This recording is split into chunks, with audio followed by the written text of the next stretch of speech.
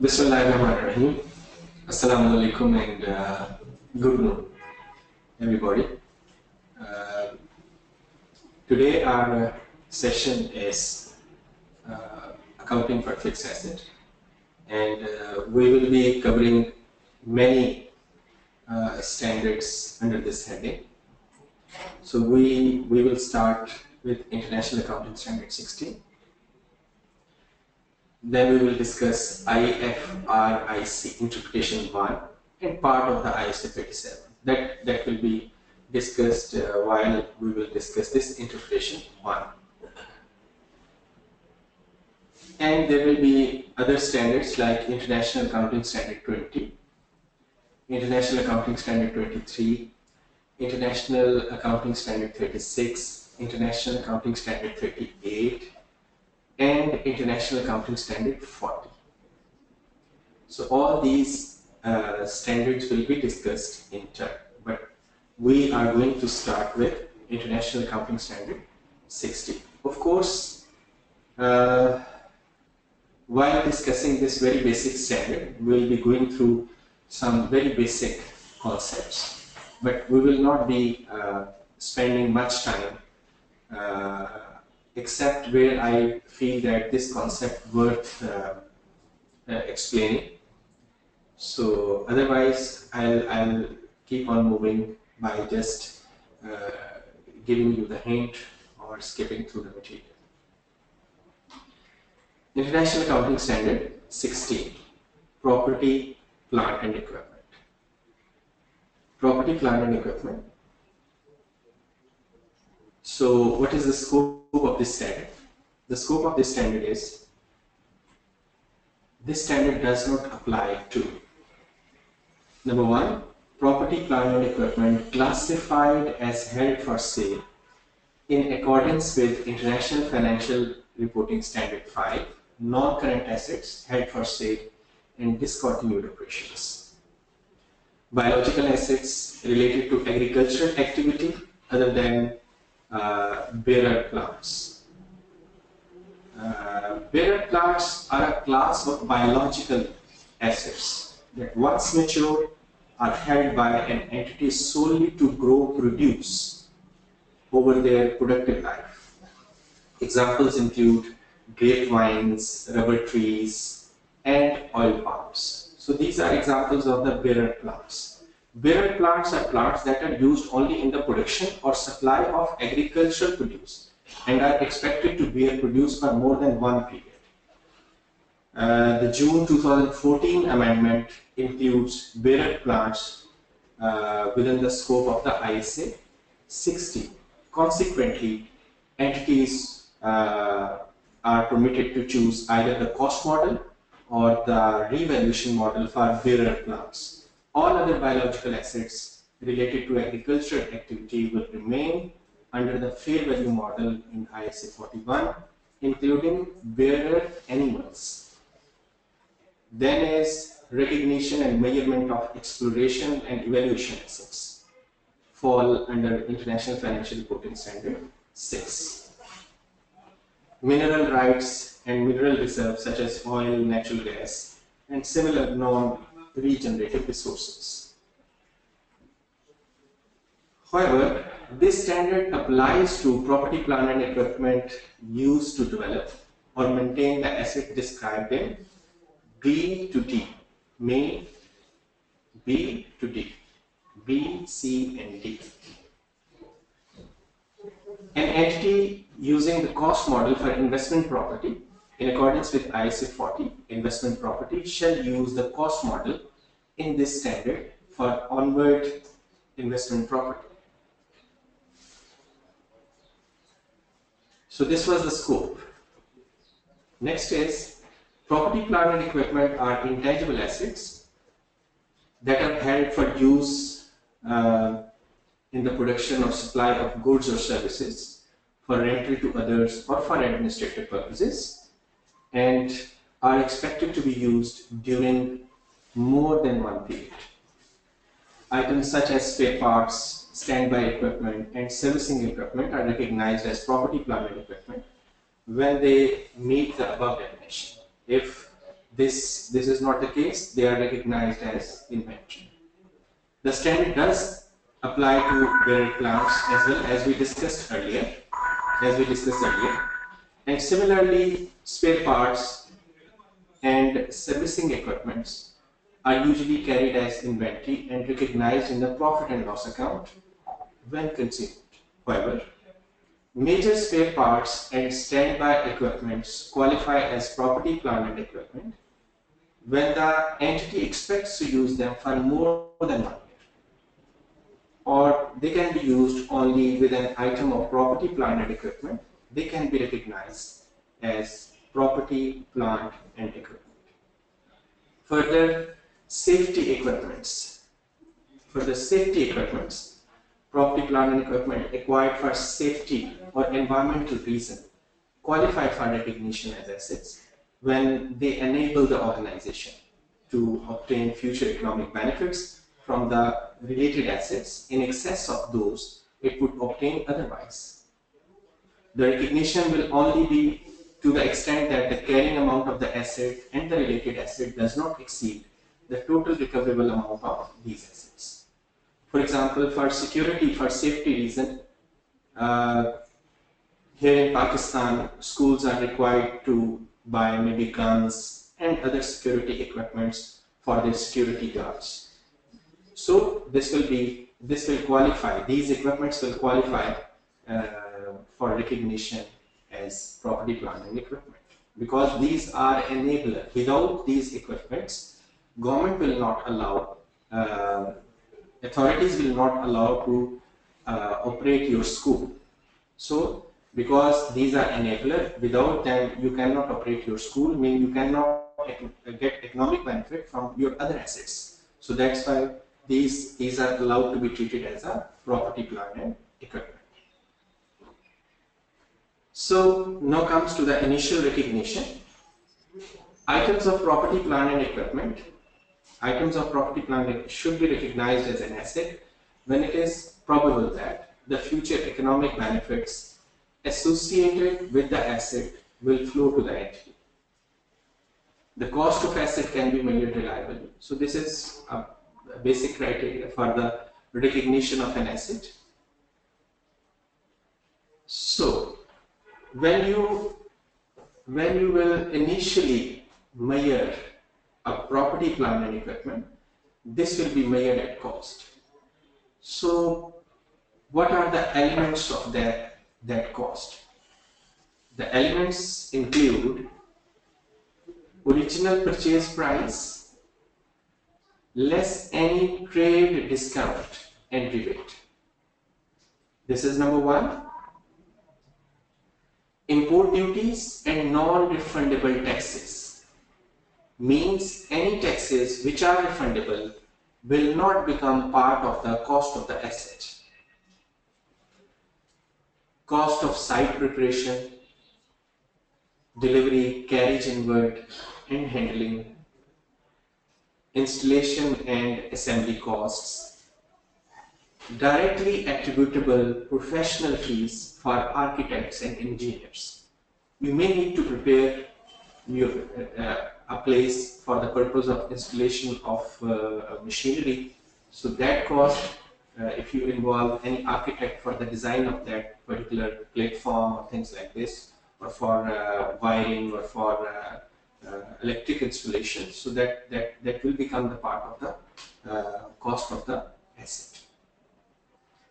Then testing cost to assess whether the asset is functioning properly, net of sale proceed of items produced during the testing phase. Then is estimated cost of dismantling and removing the asset and restoring the site. So we will be discussing on this in more detail by using interpretation 1. Another element is if payment for a property, plant and equipment is deferred, interest at a market rate must be recognized or imputed unless it is capitalized in accordance with I say 23 borrowing cost. So these are more or less elements of the cost of an asset. Administration and other general overhead costs are not a component of the cost of property, plant and equipment unless they can be directly attributed to the acquisition of the asset or bringing the asset to its working conditions. Startup and similar pre-production costs do not form part of the cost of the asset unless they are necessary to bring the asset to its working conditions. For example, cost of opening a new facility is not a part of the cost of an item of property, plant and equipment. And there are other examples which cannot be part of cost of an item of property, plant and equipment are cost of introducing a new product or services, advertising, promotional, cost of conducting business in new location or with a new class of business, staff training cost. Further, recognition of cost in the carrying amount ceases when the asset is in location and condition for its intended use. When it is ready for use, when it is ready for intended use, there you stop the cost. Any cost deployed or incurred afterwards is not included in the cost of property, plant and equipment, of course with exceptions. The following are the examples. Cost incurred while an item is ready for its intended use but yet to be brought in use or being operated at less than full capacity, initial operating losses, cost of relocating or reorganizing part or all of the entity's operations. So this is all about cost of a property, plant and equipment. We can understand it, or we can rather practice it. I hope we have emailed you the slides. Slides are with you people. So you can open the illustrations. I can open from here. Illustration number 1. See, this is illustration number 1. So the concept which we have just discussed can be applied on this illustration number 1. So basic list price of the plant is 300,000. Trade discount 15% on list price. Shipping and handling cost 2750. Maintenance contract for 3 years 24,000. Estimated pre-production testing 12,500. Site preparation costs, electrical cable installations 14,000. Concrete reinforcement 10,000. On labor cost additional amount paid. This is additional amount paid. Had it not been the case, then this would not have become the part of the cost of the fixed asset. The company paid for the plant excluding the ancillary cost within 4 weeks of order, thereby obtaining an early settlement discount of 3%. The company had incorrectly specified the power loading of the original electrical cable to be installed by the contractor. The cost of correction of 8,000 is included in the above figure of 14,000. The plant is expected to last for 10 years. At the end of this period, there will be compulsory cost of $15,000 to dismantle the plant and $3,000 to restore the site to its original use condition, to its original use conditions. So I'll be just making a small change here. Ignore these 3 zeros. Ignore these 3 zeros. So I would request our respected members just to try this illustration and give us the answer. Of course, we will be copying up the various options and you will have to choose one of those options.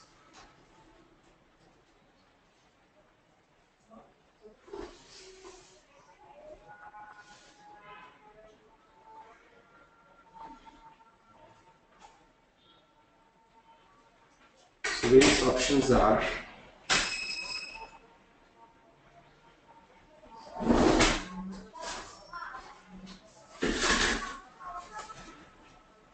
these options are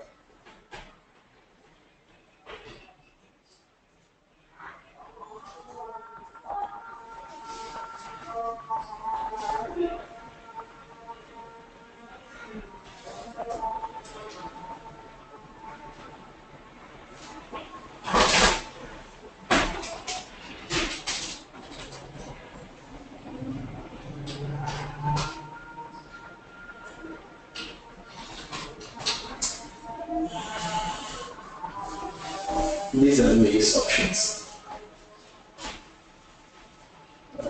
These are the various options. Please pop up this question.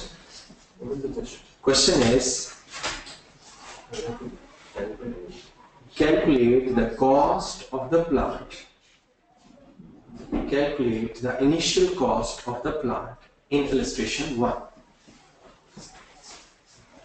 Calculate the initial cost of the plant in illustration number 1.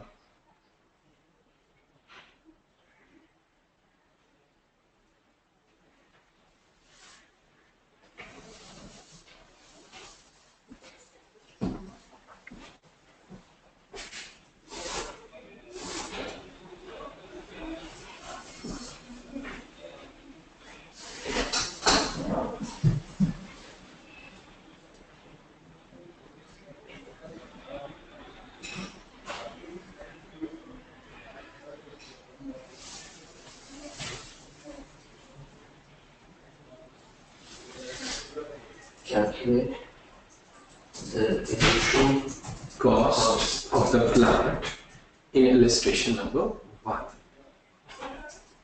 And there are 3 options, and I ticked against the correct option.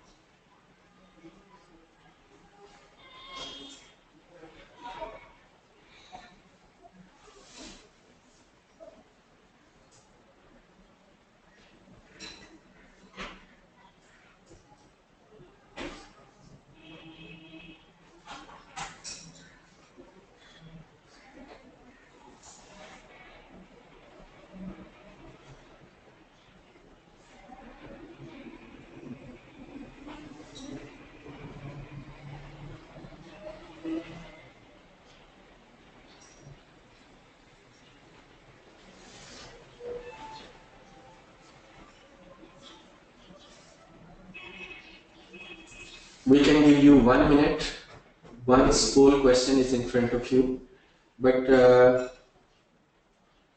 it is better you should start, because the question is in front of you. You should start your calculation on this small illustration and make your answers. And once pop-up question is in front of you, you can make your choice.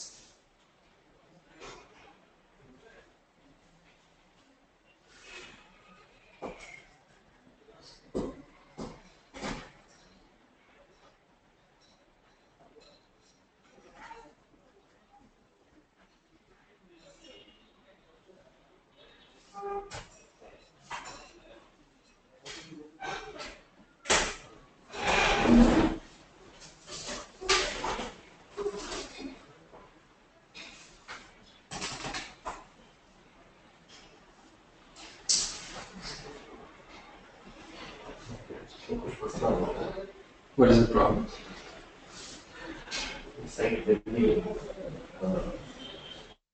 Pop-up? Okay, no problem. So, can you please comment? But it will be very difficult when you start commenting. All of you will start commenting, so it will be difficult. Anyway, I can explain this question on the screen. If you have the same answer as I calculated, this means your answer is correct.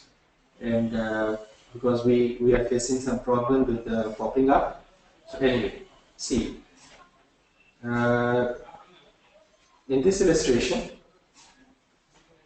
see this 300,000 will be the cost, will be the part of the cost. Then there is a trade discount, 15% on this list price. 15% of this is 45,000. So we will reduce this discount from the list price. Shipping and handling cost, of course, this is a part of the cost of the asset. Estimated pre-production testing is also necessary to bring the asset for its intended use. So far as the maintenance contract is concerned, this is a repair and maintenance, and this will not become the part of the cost of the property, plant and equipment. Okay. Okay. Can you please pop up, or have you done that? Okay. Please answer your pop-up question.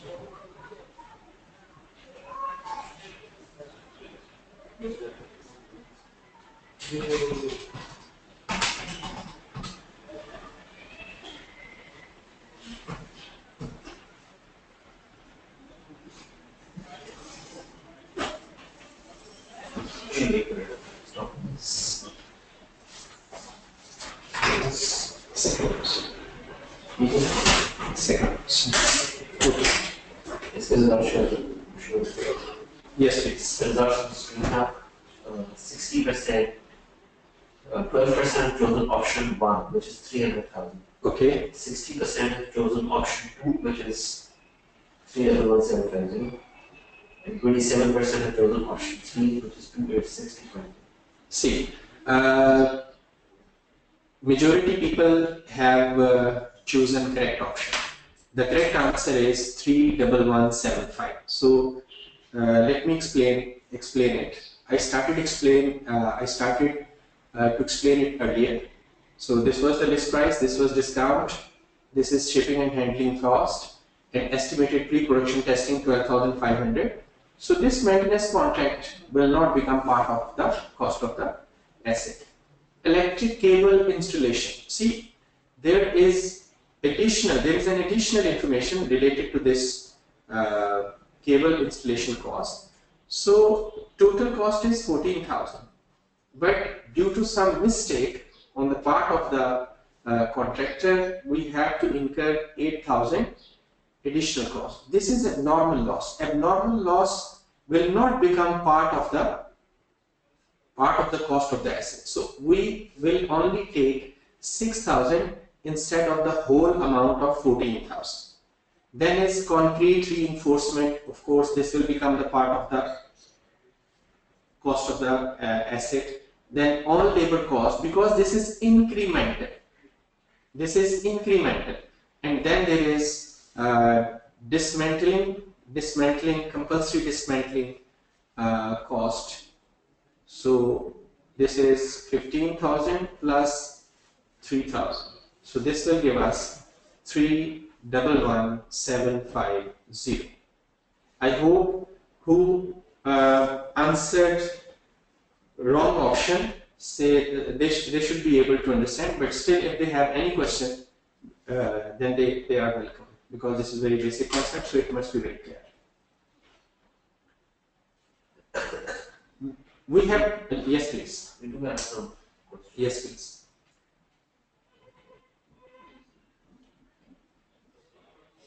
Alright. Muhammad Khan is asking, what if one asset is used in the construction of another asset? Can we capitalize the first asset depreciation? Yes, you will be capitalizing the depreciation of the first asset. The other question is from Mustafa S. Said, are the damage cost can be included in the cost of the fixed asset? No, this is basically the abnormal cost. Anything which is abnormal, that will not become the part of the cost of the asset.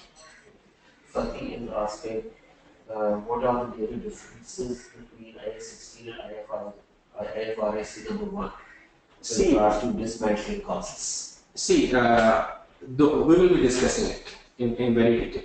Okay. People always say it's the last time we take the last break at half to quarter 3. Alright.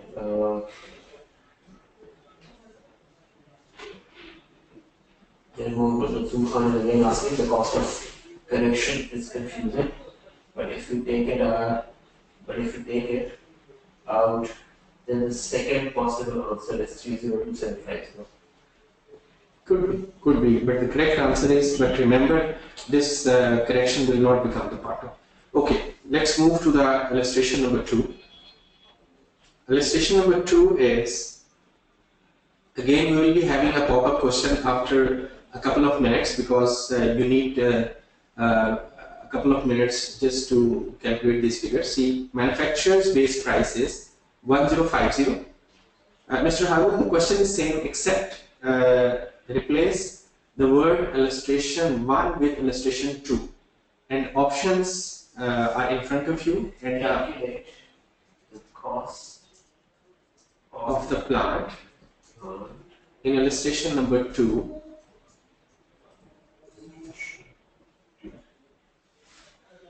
Initial cost of the plant.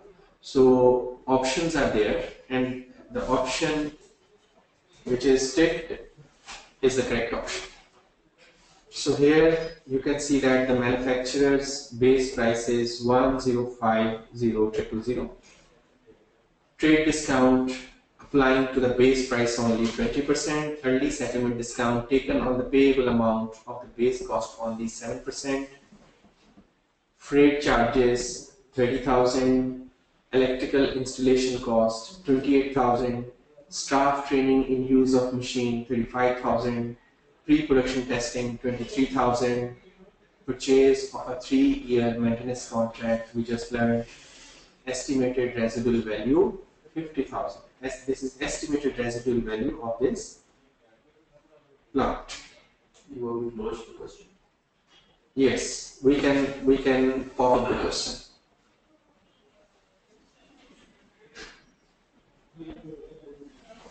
Okay.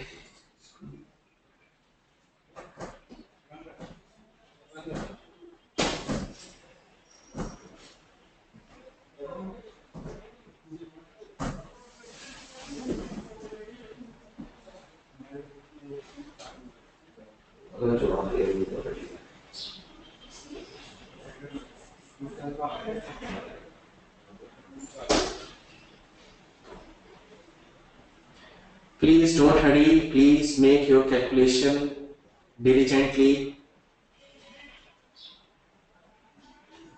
Even if you want, do we have the option to repeat our poll answer?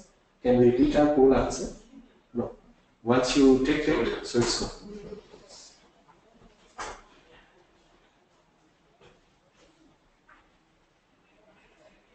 Okay, close.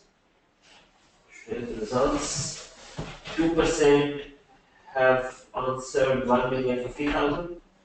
1,050,000 mean list price. Yeah. Okay.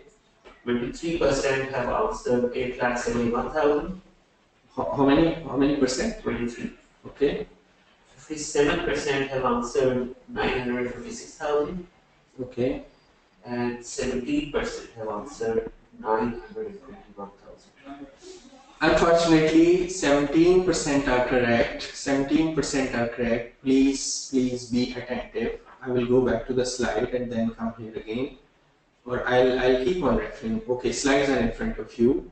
See, whosoever answered this is the base price.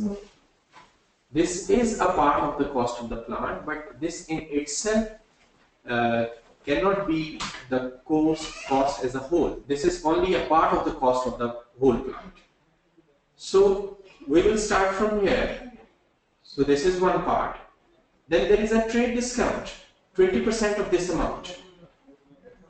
Then there is a trade discount. And then freight charges. We shall ignore this. This is early settlement discount. This is early settlement discount. Only trade discount will be deducted because this is a cash discount or early settlement discount. This is nothing to do. This will not affect the cost of the plant on initial liquidation.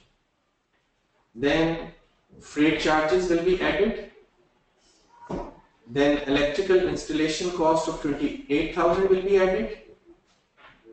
And pre-production testing, staff training cost will not be added. See, I just spoke while discussing those costs which will not be included, in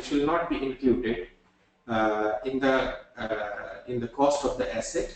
So this was typically mentioned in my discussion that staff training in use of machine will not become part. Likewise, cost of opening a new facility, cost of introducing a new product or services, advertising, promotional expenses will not become part of the cost of an item of property, plant and equipment. So this I specifically mentioned in my lecture. Then is pre-production testing. Pre-production testing, we just learned this will become the part of the cost of the asset. Then this is the maintenance contract. As we learned in illustration number 1, this will not become the part. Estimated residual value. This is the value you estimate that you will receive at the end of the useful life of this asset. This is nothing to do with the initial measurement of the cost of the asset. So when we will add all these figures, so this will give us 921. So let me recheck it. 10 minus 2100 plus 28 plus 23. So 9210. This is the initial cost of the asset. So 70% were correct. So this means majority is not authority. In fact, whosoever will calculate in accordance with the standard, that is the authority. Okay. There's some questions regarding. Yes, please. Rina and Sayyid Shah are saying the illustration is one on the screen. Can we display it? No, see, can you repeat that?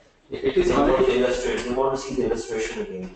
So illustration is in front of them. I hope it should be in front of them. Okay. When they were solving the pop-up question at that point in time. I think yes. Steve Ahmed Raja is saying, why are we not including early settlement discount in both examples 1 and 2? Is it not reducing the cost of asset at the same sort of rate? See, when you buy an asset, so what is early settlement discount? For example, you buy an asset for 1,000. So what is your entry? Say there is a trade discount of say $100. So your entry will be 900 asset debit and credit, of course, liability 9. After some time, when the supplier of the asset wants you to pay it early, if you have committed with him that you will be paying him within 10 days or within 20 days, but he requests you to pay within 10 days and he will be giving you an extra discount. That is cash or settlement discount. The entry for cash, that will not affect asset. the entry for that discount will be, the entry for that is your sort of finance income. See, say if he offered $50 settlement discount, of course this means instead of paying 900, you will be paying how much? Cash you will be paying like 850 in order to settle your liability, which is 900, and this settlement discount will be other income which will be recognized in our profit and loss account. Likewise, when you make a sale, normal sale, so your trade discount will be deducted when recognizing the revenue.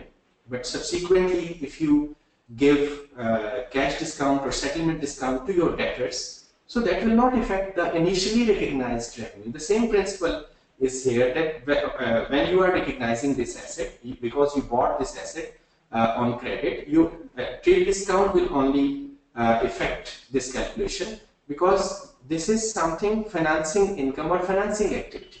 So that will not become, that will not affect the cost of the fixed asset. Any other question? Yes. Next question is from B. Fahad Iqbal.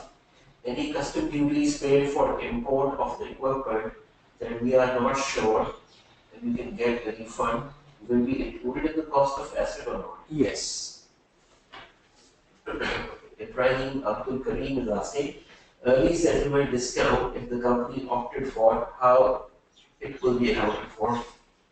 Simply, as I have mentioned here, the double entry, simply when you will be paying cash, when you will be settling the liability, your liability is 900, and in fact you are paying cash of 850. So this early settlement discount of 50 will become your other income. Ibrahim Samad is asking, in illustration 1, why not discounting the restoring and dismantling cost? This cost will be incurred in 10 years time, so as per standard it should be discounted. Why not? See, here I have mentioned in illustration number 1, you are very right, these need to be discounted, but here I specifically mentioned ignore discounting. Had it not been there, we would have done that. You are very right. Okay. Then Tayyaba Sameer is asking, isn't staff training cost to use the PPE and incremental cost as well? Tayyaba, in fact, this is specifically disallowed because standards say this relates to the continuity of your operations. So that will not be capitalized. This is one of those costs which is specifically abandoned. Okay, Fatih is asking, so the estimated residual value is to be used for the purpose of calculating the depreciation. Right, right. Mohammed Mansoor Khan is asking, the decommissioning cost, which is capitalized, should also be booked as liability. Yes, very right. We will be discussing this in interpretation 1. Zishan Hafiz is asking, using mobile. So Zishan, I suggest you use a laptop or a computer if you want to use all features of the software. Tamir Al-Ghanan is asking, could you please discuss the staff training again? See, Tamil, staff training cost is specifically prohibited. This will not become the part of the cost of the asset. Now, Salim is asking, what if we have legal agreement with the employees being trained? No problem. Even trade asset. No, even then. Can we capitalize that? No, we cannot. Yasser Amar, I will say staff training cost specifically related to this equipment. Why doesn't it include in the cost? One answer is standard does not allow this to be capitalized. Second is, in fact, this is not because when you train your staff, standard says you cannot control the benefit which employees get from that training, because you cannot control that benefit. This means you cannot control the asset which you have generated as a result of the training of the employees. So that's why standard specifically prohibits from including this training cost in the cost of the property, plant and equipment. Okay, we can move. the two last questions. Yes. Jordi Lal is saying illustration 1 we include cost of dismantling which will be incurred after 10 years. Yes. It appears that it will be recorded as a liability, will it be? Yes. Rehan Jamal is saying so. This means you will never capitalize employees' training costs. Yes. So Rehan Jamal is again asking, but they are getting the initial training, how to operate the plant. How to operate the plant. How to operate? Yes, this is very important. It's not be capitalized. But it will not be capitalized. That's it. Okay. So this was the illustration 1. Then illustration 2 we discussed. And the illustration number 3 is ABC Limited purchased a machine at a price of 3 million to be paid after 2 years. The market rate of interest is 10%. The machine would be initially recognized at 2,479,339. How we calculated? We divided this price with this discount factor raised to power 2. So this will give us this amount. This means if we are paying if we are delaying our payment of the fixed asset, so then we will initially recognize that asset at its present value. So this is illustration number 3. Then is when there are exchange transactions. When there are exchange transactions,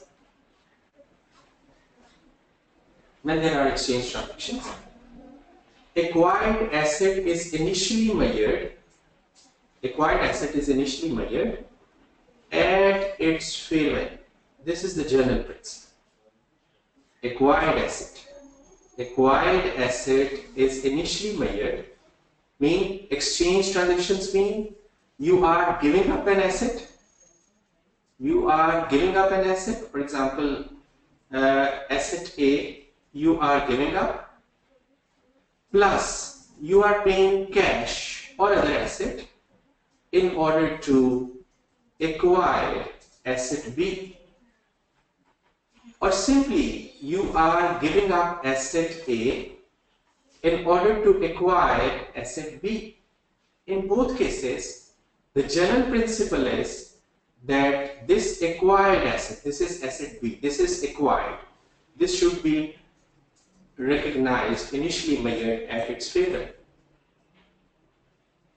Say if fair value of only one of the assets can be determined, fair value of asset A or fair value of asset B, then you can use the fair value, available fair value for this acquired asset. And if fair value of both assets are available, then you will be using fair value of the asset given up, unless the fair value of the acquired asset is more clearly evident. So this is the principle. What does it mean, fair value of the acquired asset is more clearly evident? For example, you've given up a plot in a society. You've given up a plot in a society in order to acquire a machine. And machine is specifically made for your purpose, and there are regular transactions of buying and selling of such type of plot, and its say fair value is 7 million and its fair value is 6 million. Because this 7 million is market based, so this will be termed as, this is more preferable. So normally fair value of the asset given up is preferred, but if this 6 million is market based, then you will be using this 6 million. So this is exchange transaction, acquired asset is initially measured at cost. However, there is exception where the transaction lacks commercial substance or fair value of neither the asset received nor the given up is reliably measurable, then the carrying amount of the asset given up will be used to initially measure the acquired asset. So I can use a couple of illustrations to explain it. Okay, there are illustrations. Please go to the illustrations. We come to these illustrations. See, XYZ company acquired a machine, asset acquired, in exchange for a motor vehicle, asset given up. Cost and accumulated depreciation of motor vehicle was 1.25 million. This is the cost, and this is the accumulated depreciation. Fair value cannot be determined for either of the assets. Carrying amount, net book value of the motor vehicle is 525,000. This is the difference of this amount and this amount, 525,000.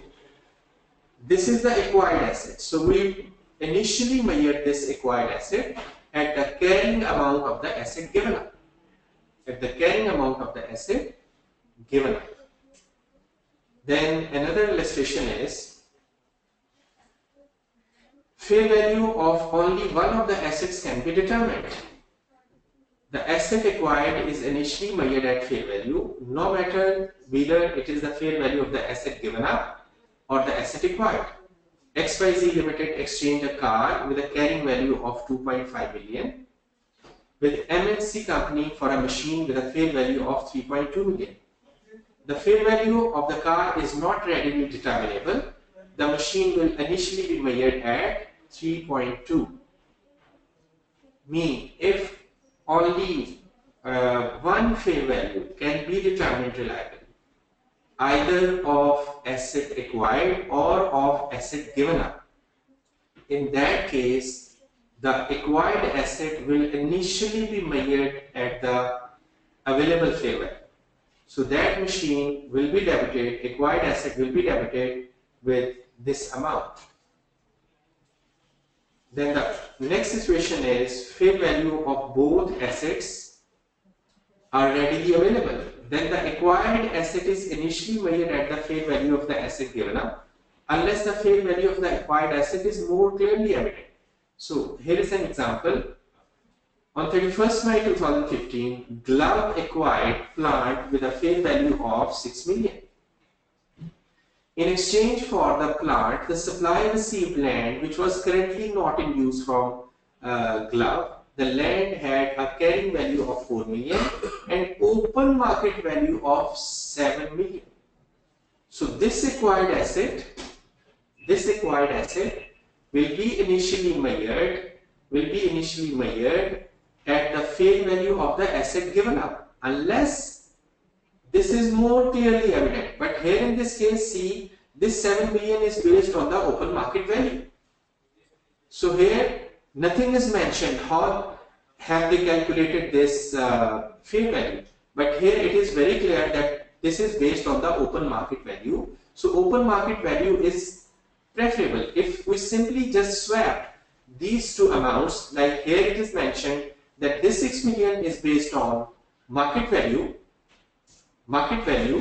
open market value, and this 7 million is not based on open market value, but they have used some other method for the calculation of this fair value. Then this 6 million will be treated as if it is more clearly evident. So then instead of debiting 7 million, we would have debited acquired asset with 6 million. So this is the treatment in exchange of acquired asset, exchange assets. I expect few questions at this point because I have given you 3-4 illustrations and a new concept. If you have any question, please ask before moving further. Yes, please. There is one question. Yes, please. From Ibrahim Abdul Karim.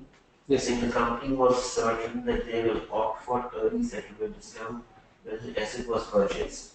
So we cannot reduce the cost of the asset? Yes, we cannot reduce the cost of the asset because this is a financing transaction. This is a financing transaction. Yes. Rahul is asking, if there is any early settlement of the asset bought, how and where it will be recognized? Sorry? If there is an early settlement on the asset bought, how and where it will be recognized? This will be recognized as other income. This will be recognized as other income. Okay. Next is, what if both values are market given? Then what? This is Shahan Khaled. Whose value will be used? Then this is on your judgment. But asset given up should be used in that case. In that case, asset given up should be used. But if it is very clearly evident that no, one is market based, but the asset acquired is market based, so then use that. Ajit Kumar is asking, if you are giving the plot of 7 million against the machine, which is of 6 million, then what value do we record for the acquired asset? Sorry, repeat this question. If we are giving the plot of 7 million rupees against the machine which is of 6 million, then what value we record for the acquired asset? Acquired asset, this is 7 million, as I explained a minute ago. Bayan is asking, this illustration of exchange transaction is in accordance with IAS 16 or IFRS 1? See, IFRIC 1 only discuss about dismantling and restoration cost. If there is any change in this cost or there is a change in the discount rate, that interpretation nothing to do with this concept. Ajit Kumar is asking, if both are open market values, then that means we... You will have to use given up, asset given up. Nasir Ahmed is saying, in illustration 3 when future value is taken as exchange value, then what about the difference between future value and carrying value as given up? Sorry, repeat this. In illustration 3. Illustration 3, there is no illustration 3. Anyway, if I take this as illustration 3, okay. So what's this? When future value is taken as exchange value. Future value is taken as, no, future value is not taken as exchange value. Then please be specific so that I could answer you specifically. There is no Salman is asking, I am continuously complaining that I have not received the email, but you are not responding. Which email? If you are asking about the handouts, I have uploaded the handouts on the GoToWebinar screen as well. So those who have not received that email for whatever reason, they can download the handouts from the GoToWebinar screen. Do we recognize any gain and losses? Can I? Yes, of course, because we are only discussing initial measurement of the acquired asset. On the other hand, another asset is being disposed of. So this you can see in each illustration, credit is going to the disposal account. Alright, the Kumar is saying, is there any, so if this is the loss, why we are reporting it as an asset? Which one is loss? Can you please repeat your question? This is the loss, I think the 1 million, if this is the loss, which one is the loss? Why are we reporting it as an asset? Can you please elaborate it? Alright, what about the case where we have open market value for both assets? Use the value of the given up asset. Muhammad Salman is once again sent a message. This session, as well as the last session, Salman, The last session's handouts were emailed, and I am just about to, in the break, about to send out their solutions to all of you, to the participants of yesterday's webinar. I repeat, today's handouts have been emailed. I think about 1 hour ago, they've been emailed to all of you. Plus, if you look at your GoToWebinar screen, under the handouts section, it should say 3 or 5. Just open it up and you can download the handouts from there. I hope this solves your problem. Okay. Cameron Tulani is once again asking, with transactions lacking commercial substances. Then the acquired asset will be initially measured at the carrying amount of the asset given up. Naveen Ashraf is asking, kindly explain exchange transaction with reference to general principle and when both future value are known. So I think I explained it 2-3 times before. If fair value of both assets are given, then you should prefer the value of the asset given up. If you have any other specific questions, so please. One email is saying how self-constructed buildings for your own use should be recorded as it takes time to complete. See, we are discussing exchange of assets. So self-constructed building will be initially measured simply by incorporating all the relevant and directly attributable cost in that building. Mohammed Sulaiman is asking, if an asset and cash is given in exchange of an asset and asset acquired have fair value given, how will we deal with it? Will we? So if it is just a cash transaction, can you repeat this question? If an asset and cash is given in exchange of an asset, okay, and asset acquired have fair value given, okay, how will we deal with it? What will be the entry? Okay, this is you have this is given up asset plus you have given cash. So you acquired another asset which has got some fair value. So this will be debited with the fair value and cash will be credited with the actual amount. Disposal account for given up asset will be credited with the balancing figure. See, for example, you have acquired a car. Like its fair value is 2 million. In exchange, you handed over to the supplier a machine, and you don't know what is the fair value of this machine, plus 1.3 million cash. So your entry will be debit this acquired asset, car, at its fair value, credit cash 1.3 million, credit disposal account of machine with the balancing figure which comes to 700,000. I hope, Salman, it should be clear. Salman, is it clear? Please mention. Okay, the next question is from Tausif and Raja. He's saying when fair value of asset is taken as exchange transaction, what about the difference between fair value and carrying value? Where this difference is recorded? See, the difference between the fair value and the carrying value. The difference between the fair value and the carrying value. This is the gain. This will see in each entry. Second is the disposal account. Tausif, this is Mr. Tausif. Yeah.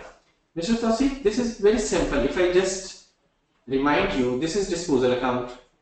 What you normally do, you take the cost from the fixed asset cost account and put that cost over here. And then you took the accumulated depreciation from accumulated depreciation of that asset and you put put it here. And then you have received the cash. So what is the entry for that? That is debit cash and disposal account. Mean disposal cash will appear here. Sorry, pen should work. Yes. Cash should appear here. And the balancing figure is profit or loss. Instead of cash, you are acquiring an asset. If its value is a higher value, this will generate a higher profit for the asset given up. It's a very simple principle. So see, hope it should be clear. Next. Mohammed Suleiman is saying yes, it's clear. G. Kumar is asking if both are open market value, then that means we lost 1 million. Question is, if this is the loss, why are we recording it as an asset? I think this question has been asked before. Yes, yes. Tamir is asking, I'm sorry if I'm pronouncing your name correct. We will record gain or loss on these disposal? Yes, yes, of course. Okay. Sayyid Shah is asking, it's Zuhur Namaz time in the day. Can we please have a short break? I think we'll have a break in about 25 minutes. 25 minutes. Yeah, for about 5 minutes. If you have to go and say your prayers, by all means, you can't stop before praying, please go on. But I hope by that time, Zuhur time will not end by that time. Okay. Last question is from Rizwan and he's saying, if asset is exchanged with similar asset, how gain loss should be recognized? No gain loss will be recognized. This terminology of similar asset was used by the previous IAS 16. So the parallel is that if it lacks commercial substance, instead of saying with similar asset, you can say it if a transaction lacks commercial substance, then the acquired asset will be measured at the carrying amount of the asset given up.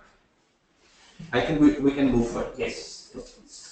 Depreciation. So very simple concept. I will not be giving you any illustration on this. Instead, I'll be explaining it just to remind you a couple of methods which you normally use in your daily routine for the calculation of the depreciation. A lorry bought for a business cost 17,000. It is expected to last for 5 years and then be sold for scrap for $2,000. Usage over the 5 years is expected to be 200 days, 100 days, 100 days, 150 days, 40 days. Required. Work out the depreciation to be charged for each year using straight line method. Straight line method, simply we know that straight line method is cost minus residual value divided by useful life. So this is cost, this is residual value, this is the useful life. So this will give you the depreciation charge for each year. Under straight line method, your depreciation charge will remain same. We know that how we select any of these methods. First, as a management, we estimate, we judge what is the pattern of the consumption of the economic benefits in the asset. If we estimate, or if we conclude that the asset will provide us benefits equally over its life, then we normally go for the straight line method, or normally we go for the straight line method. But if we conclude that this asset will provide us benefits, more benefits in the start of its life, and with the passage of time its benefit will be reduced, so then normally we use the reducing balance method. But if an asset is such that it will be able to produce a fixed number of units over its life, then we normally use the machine hour method. So this was the straight line method. Then the reducing balance method. In reducing balance method, simply use multiply in the first year you multiply the cost of your asset with the depreciation rate. Again, this is estimated by the management. So this will give you the first year depreciation. Then in second year, this is the net book value at the end of the first year.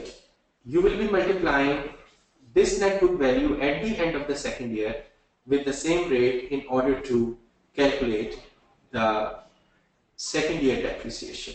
When you deduct 5950 from 17,000, this will give you 11,050.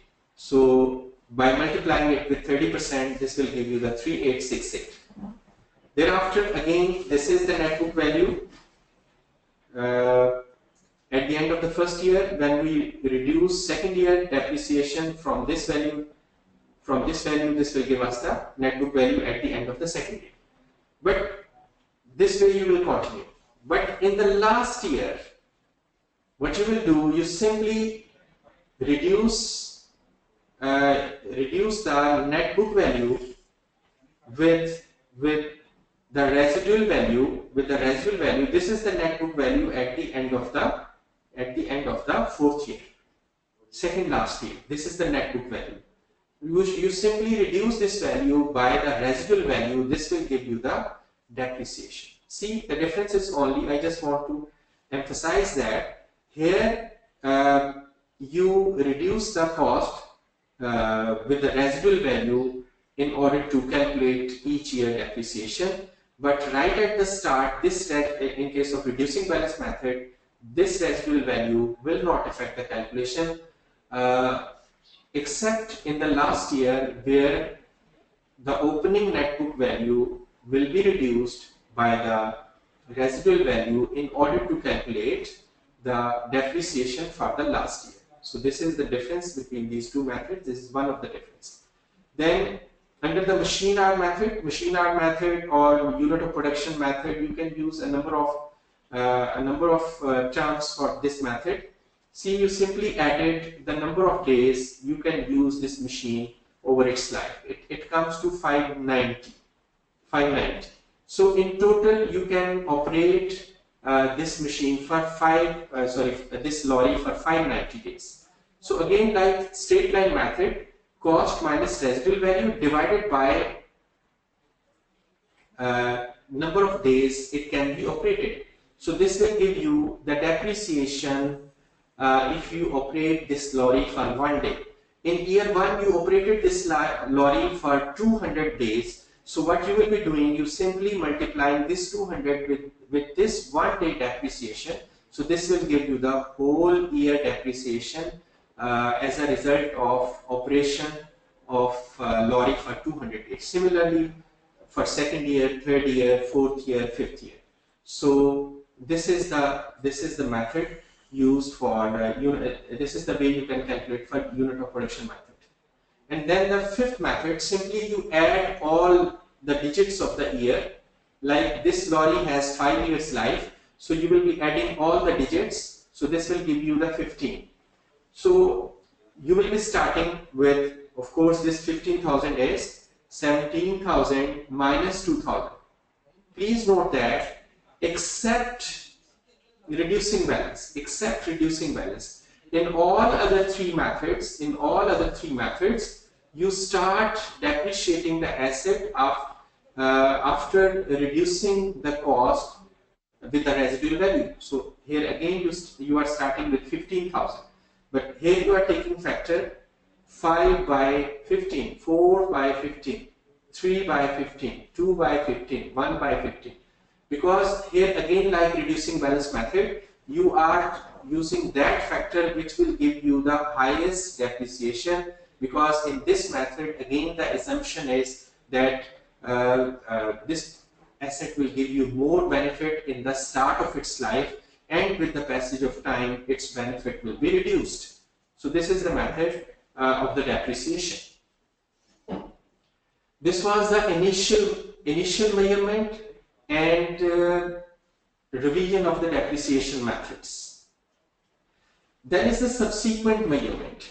Subsequently, if there is an expenditure incurred on a fixed asset, that will only be capitalized if it improves the asset or is for a replacement part. Improves the asset mean, like before this expenditure you are in a position to make 30,000 units, but after this expenditure you will be able to produce 40,000 units. So this is improvement in the asset. Or sometimes what happens, for example, in an asset you incurred an expenditure. As a result of that expenditure, your assets started producing higher quality products, and as a result you can sell those products at a price which is higher than the previous price. This again will be treated as the improvement of the asset. So, or otherwise it is a replacement part of an asset. If a case, otherwise you will be expensing it out. You will be recognizing that expenditure in the profit and loss account of the company. Major inspections, cost of a major inspection should be capitalized and then depreciated over the period to the next inspection. Then is complex non-current assets. Complex non-current assets are basically a complex asset has a number of separate components, each with a separate useful life. An obvious example would be a ship or an aircraft. A ship can have internal fittings which require replacement several times during the life of the hull. The landing gear of an aircraft will require replacement after a specified number of landings. IAS 16 requires each separate component to be separately depreciated over its useful life. When a component has to be replaced, the existing component is derecognized and the new component is recognized and depreciated over its useful life. IAS 16 gives the example of a furnace, which may require relining after a specified number of hours of use. When relining takes place, the old lining will be derecognized and the new lining depreciated over the number of hours of use before next replacement. This should not be confused with the replacement of small parts, which would be described as repairs and maintenance and charged to the profit and loss account. So how it should be presented? Your complex asset, you can present it like this. This is an example of an aircraft. Its exterior, cabin fitting, engine. So this way you can record your complex asset. In order to facilitate you to depreciate exterior in accordance with its own life, to depreciate cabin fitting in accordance with its own life, and engine which in accordance with its own useful life. But at the same time you will be having the total carrying value, total accumulated depreciation and the total cost for this aircraft, and at the same time you can differentiate it between its components, which are significant components, and whenever any of these components will be replaced, that can be derecognized and the replaced component is recognized as a part of this asset and be capitalized. Measurement. So we continue with the measurement after initial recognition. Cost model. As we all know, after recognition as an asset, an item of property, plant and equipment shall be carried at its cost, less any accumulated depreciation and any accumulated impairment losses. So this is cost model. We will not expand on cost model. This is quite straightforward. Then is the revaluation model. Revaluation model is after recognition as an asset, an item of property, plant and equipment whose fair value can be measured reliably shall be carried at a revalued amount, being its fair value at the date of revaluation, less any subsequent accumulated depreciation and subsequent accumulated impairment losses. Revaluation shall be made with sufficient regularity to ensure that the carrying amount does not differ materially from that which would be determined using fair value at the end of the reporting period. If an item of property, plant and equipment is revalued, the entire class of the property, plant and equipment to which that asset belongs shall be revalued. However, a class of asset may be revalued on a rolling basis, provided revaluation of the class of the asset is completed within a short period and provided the revaluations are kept up to date. And when you apply a revaluation model, so the standard provide two methods for the treatment of accumulated depreciation at the date of the revaluation.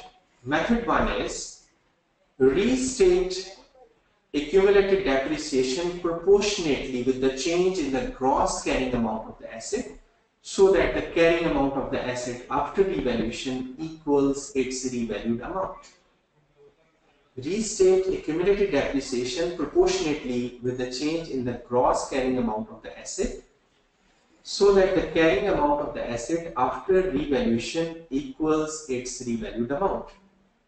We can explain it with the help of an example.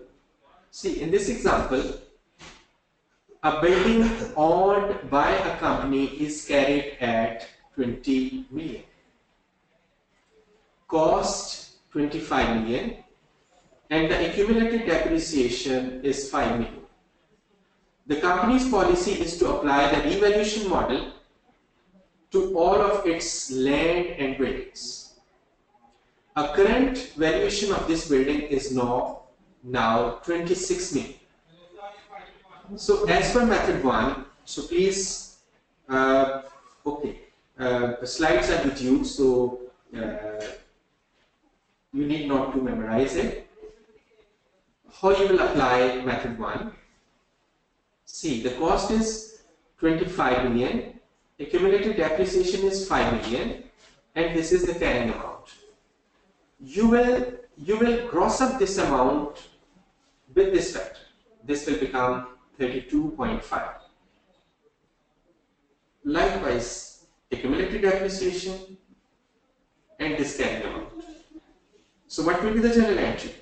The journal entry will be asset debit 7.5. How we have calculated 7.5? This is the difference between 25 minus the grossed up amount, 32.5. So this will give us 7.5. And accumulated depreciation is increased by 1.5. So 1.5 is the increase from here. The difference between 6.5 by incorporating the effect of this valuation in the already recognized accumulated depreciation, this will give us 1.5. So this is 1.5. This is the increase in the accumulated depreciation. And this is the balancing figure which will go to the revaluation surplus. This is method 1. Normally we do not use method 1, so that's why this is not very popular method. However, this is allowed, this can be used, more or less same results will appear. Then is method 2, which is mostly used. There are a few steps in method 2. Step number 1 is, first of all, at the date of revaluation, determine the accumulated depreciation up to the date of revaluation. This is step number 1. Step number 2, transfer accumulated depreciation as at date of revaluation to fixed asset cost account by passing the following entries. This means you will nil the accumulated depreciation account. The whole accumulated depreciation till the date of valuation will be transferred to the fixed asset cost account. This is step number 2. Step number 3 is calculate the revaluation surplus. We can allocate 5-6 minutes for question or answers before going to the break, because then I will be discussing a comprehensive illustration in order to illustrate various situations under method 2. Do we have any question, Mr. Harun? Yes. Yes, we have about 10 questions. Okay.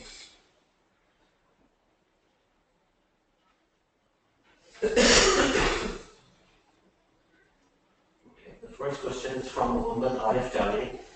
He says, how can we calculate the percentage of depreciation in reducing balance method?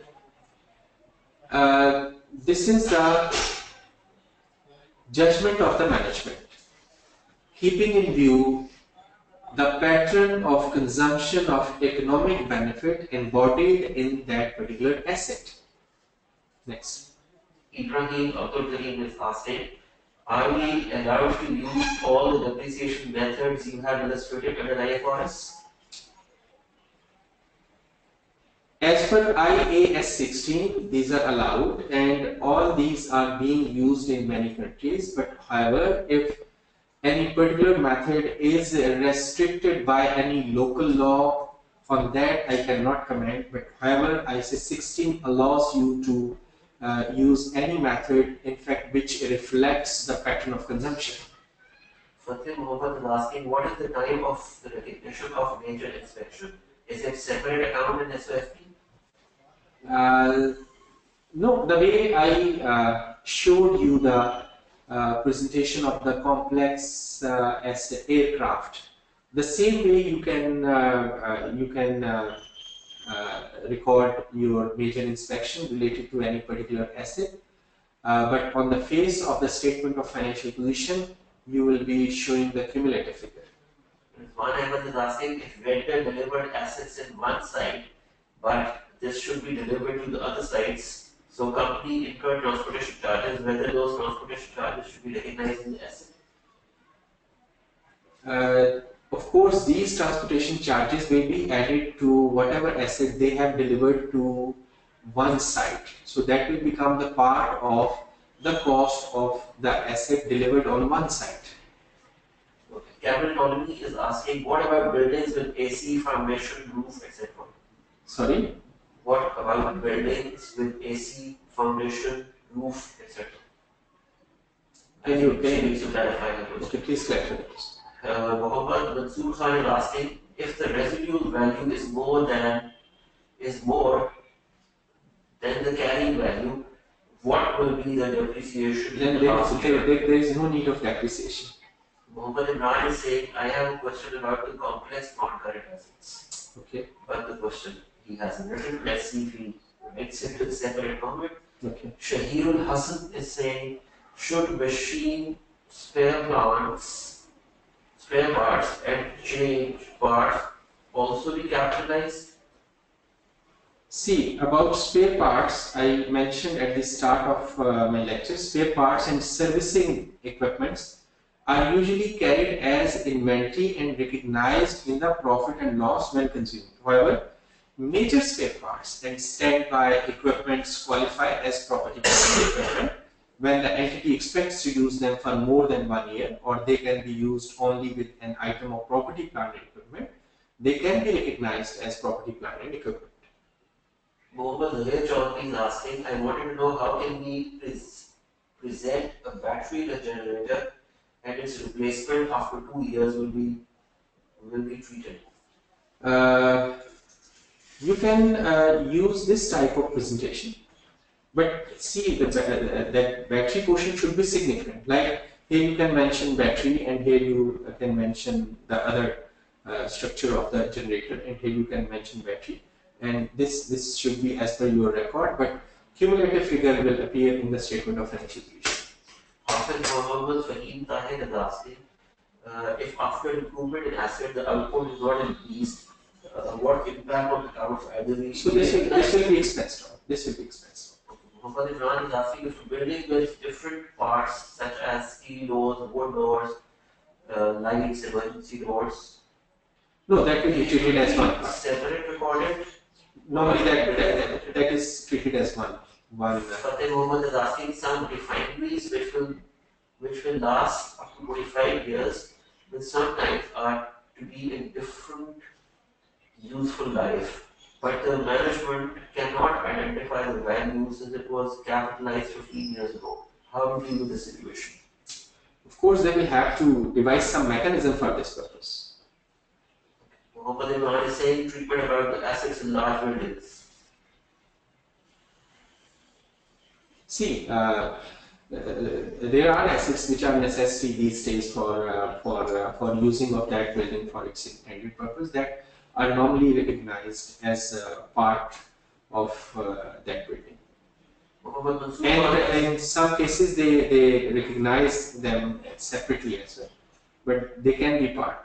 For example, some people recognize lifts separately, and some other assets they recognize separately, and sometimes they make it a part of that building.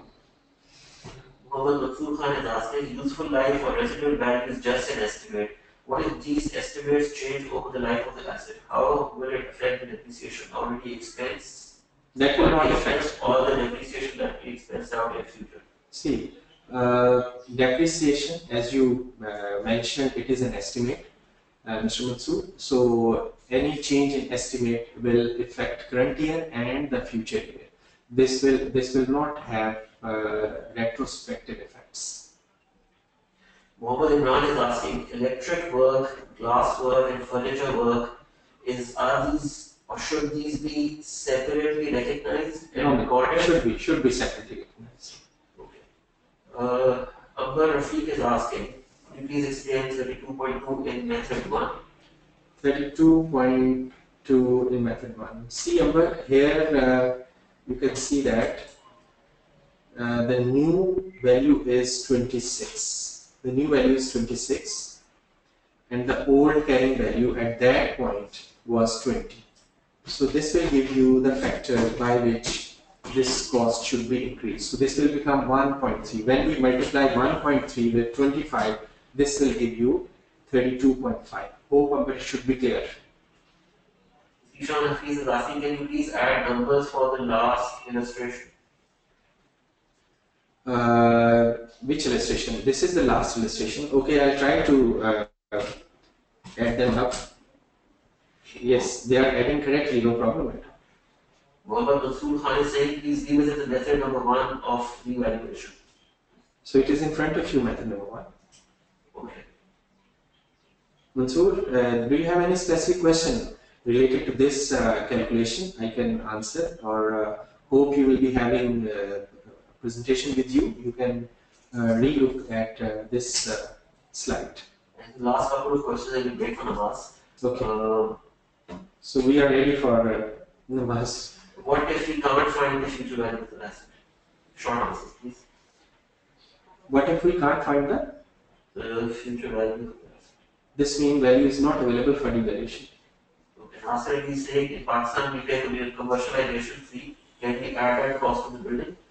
See, there are two types of commercialization fee. One is temporary. If it is temporary, that cannot be capitalized.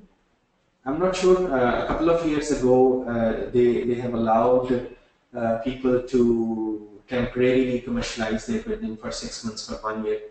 So that cannot be capitalized because its benefit is limited to a specific period. Fahad Iqbal is saying a power plant with equipment of different useful life can be classified as a complex non-current asset? Yes, can be classified. Okay. Sayyid Shahid Naseem is saying if the asset is having useful life of 10 years and after using it 5 years there is no need for replacing it, there is need for replacing it's one of the major parts, then should be treated as repair expense or should be capitalized?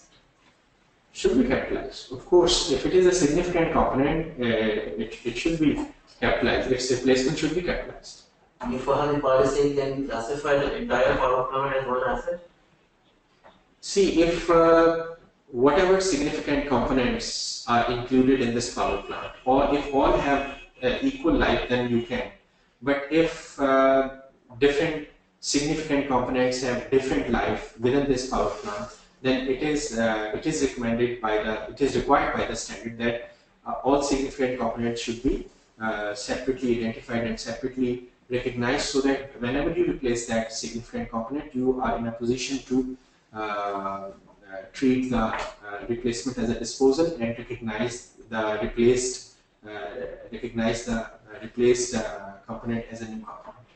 I think we should break here because there are more questions coming in. I will not be able to break ever if we allow all the questions to be answered. I think we break for about 10 minutes for Zohar prayer. 10 minutes for Zohar prayer, 10 to 15 minutes. We can make it 15 minutes Zohar prayer. Okay. So we'll be back after. I suggest we resume at 2:45. Okay. We'll resume at 2:45. Yeah, we'll resume in exactly 13 minutes. We're taking a break. Okay.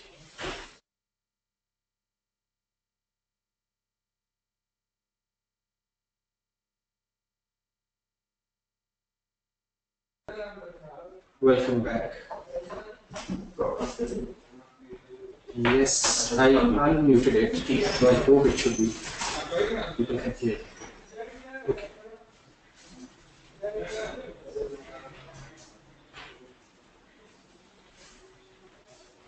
We started method 2. First was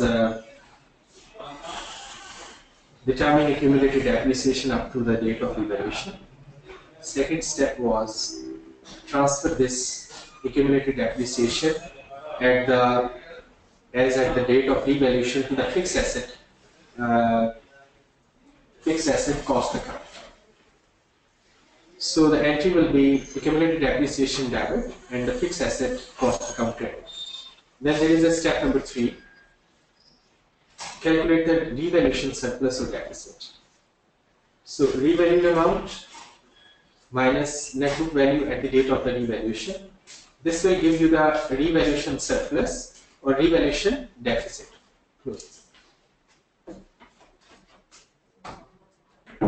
Step number 4. Revaluation surplus.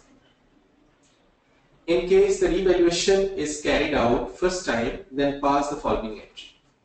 If this is first time and there is a revaluation surplus. Debit fixed asset, because fixed asset is increasing, and credit other comprehensive income, which will ultimately close into revaluation reserve or revaluation surplus. Revaluation reserve or revaluation surplus. So this is the amount of revaluation surplus. In case the fixed asset was previously revalued, and then there could be two situations. One is the fixed asset was previously revalued upward, and other is the fixed asset was revalued downward. If it was previously revalued upward, pass the following entry. Fixed asset debit and the same entry which we passed in earlier case. But if it was previously revalued downward, debit fixed asset with the revaluation surplus. So far as the credit is concerned, first of all, you will calculate this amount triple D. What is this triple D? This is carrying amount under cost model, carrying amount of the asset under cost model minus actual carrying amount. So this will give us the profit and loss account charge. And for other comprehensive income, this will be the balancing figure. Then is if there is a revaluation deficit. In case the revaluation is carried out first time, then pass the following entry. Profit and loss account debit and fixed asset credit. In case the fixed asset was previously revalued then there could be two situations. One is the fixed assets were previously revalued upward, and the other is the fixed asset was revalued downward. If previously revalued upward, then pass this entry. Fixed asset credit with the revaluation deficit.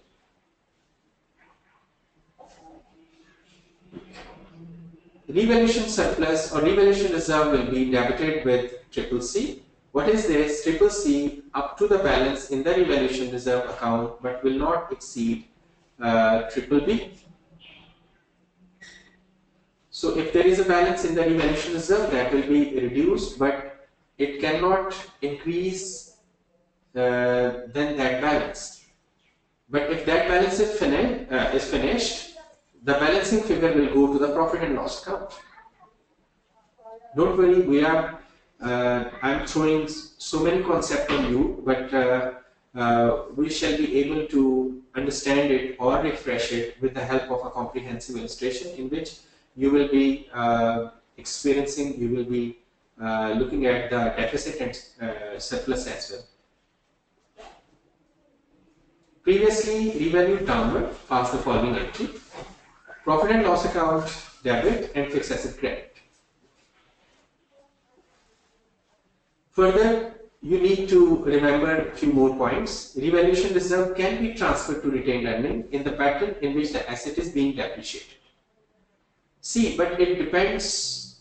Like here in Pakistan, there are certain rules. How can you treat this revaluation surplus?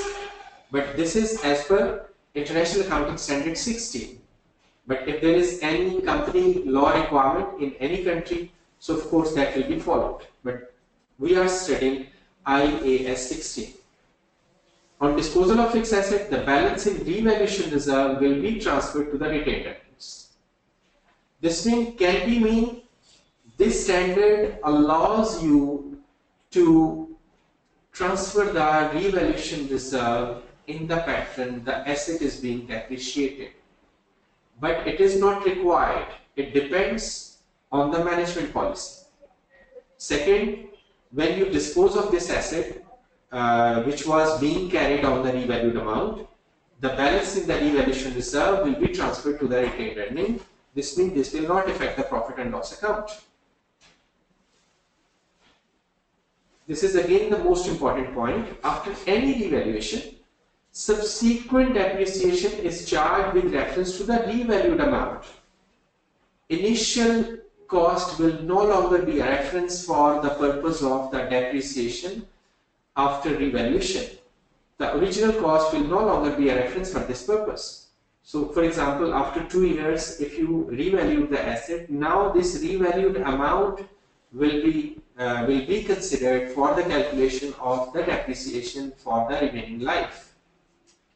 So let's understand all these slides with the help of illustration number 6. Illustration number 6. We go to the illustration. This is illustration number 6.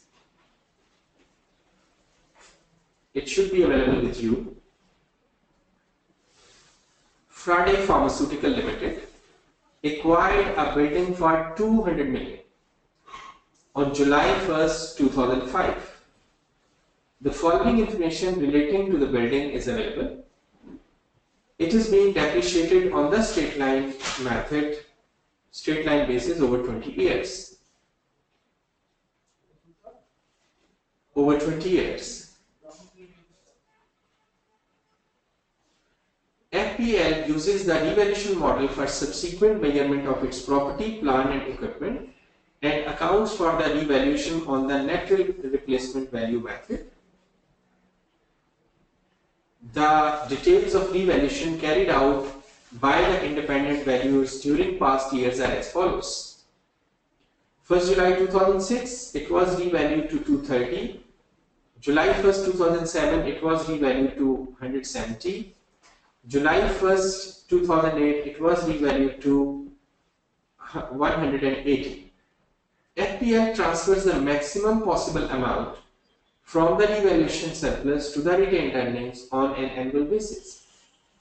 Means in this question we shall be transferring the revaluation surplus, if there is any, to the retained earnings in the pattern of the depreciation of the asset, the way the asset is being depreciated. There is no change in the useful life of the building required. Prepare the journal entries to record the above transaction for the date of the acquisition of the building to the year ended 30th June 2009. So let me open this question in front of me so that I could explain it while having this question in front of me. This is our illustration number 6. Illustration number 6. Fine. Okay. So this is also with you. See, this building was acquired on 1st July. So if we just prepare accounts,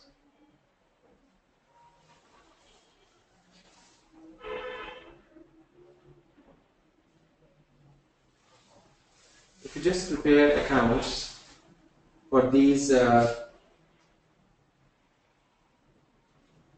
different years, this is building fixed asset cost account, building account cost. This is accumulated depreciation account building, and this is, if need be, revaluation surplus account, if need be. See, we acquired this building on 1st July 2005 against bank. So the double entry will be, I am not passing double entry unless it is required to make you understand. This journal entry is very straightforward. And then say there is no opening balance on 1st July 2005, but on 30th June 2006, after 1 year, the depreciation expense was 200,000 divided by 20, so this gives us depreciation expense 10,000. So on 30th June, when first revaluation took place on 1st July 2006, this means on the first day of the next year. So on 30th June nothing happened, so we will close this year as it is. So this will give us 200,000, and this will become the opening balance 1st July 2000, it should be 2006 opening balance 200,000, and similarly we shall be closing this accumulated depreciation account with 10,000 first year depreciation. And nothing happened in this account, though we have prepared the structure, but nothing happened in this account. On this date,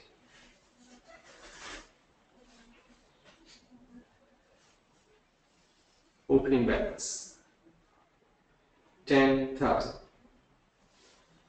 1st July 2006 opening balance 0.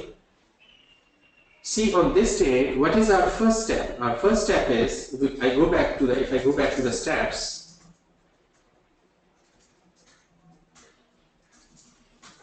this is our first step. Determine the accumulated depreciation up to the date of revaluation.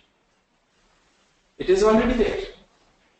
See, 10,000, because this is being revalued on this date, 1st July 2006, and we have accumulated depreciation up to this date. So first step is there. Now come to the second step.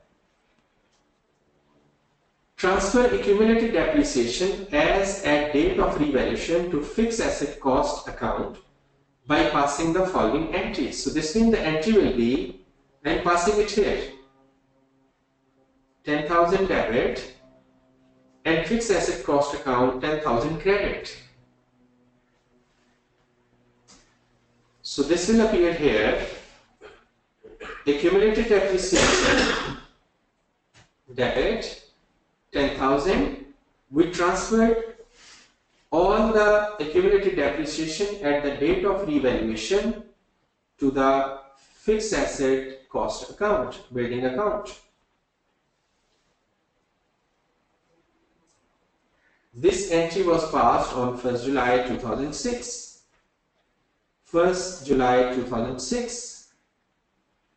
So what is the carrying value? See, if we go back to our slides, so what is the carrying value? Now step number 3. Step number 3 is the revalued amount. Revalued amount in this question is 230,000. 230,000 on 1st July 2006 minus the net book value at the date of revaluation is 190,000. So this will give you 40,000 a revaluation surplus.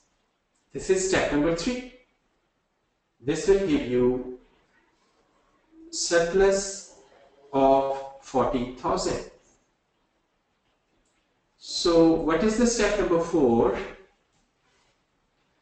This is the step number 4. This is surplus,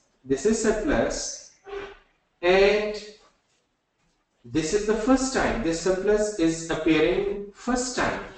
So our entry will be building account debit with 40,000 and other comprehensive income mean revaluation reserve credit with 40,000.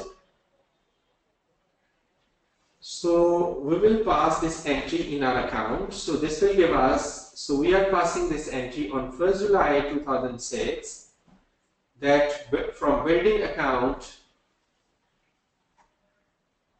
40,000 and here from on 1st July 2006 other comprehensive income 40,000 or revaluation surplus account 40,000. Both can be used, there is no problem. Sometimes instead of mentioning specific expense name, we mention profit and loss account. So here, because this is other comprehensive income item, so instead of mentioning revaluation surplus, we mention other comprehensive income. So on 30th, at the end of the year, on 30th June 2007, here the closing balance will be 230,000. On 30th June 2007, because whole year is passed, so we need to depreciate this asset for 1 year. Depreciation expense will be, see, on 1st July 2006, what is the revalued amount? 230,000. And what is the remaining life? What is the remaining life? The remaining life is 19 years. So the depreciation charge will be 12105. Similarly, we will be transferring this revaluation reserve to the retained earning in the pattern of depreciation. So this means we shall be dividing this 40,000 by 19 years in order to calculate the amount, which will be transferred to the retained earnings. So this will be transferred to the retained earnings.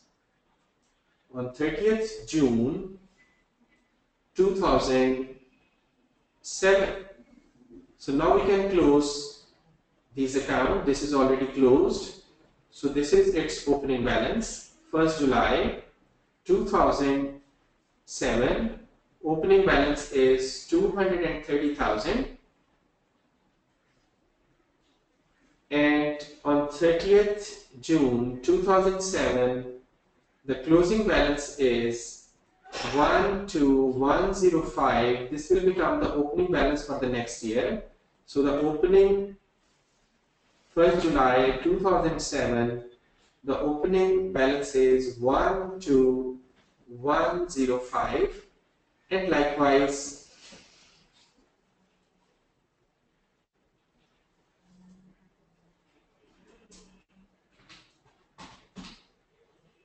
37895. And on 1st July 2007, this is 37895. Okay. So again in question, if we look at the question, you can see that again this was revalued on July 1st, 2007. Again, this is the revaluation date.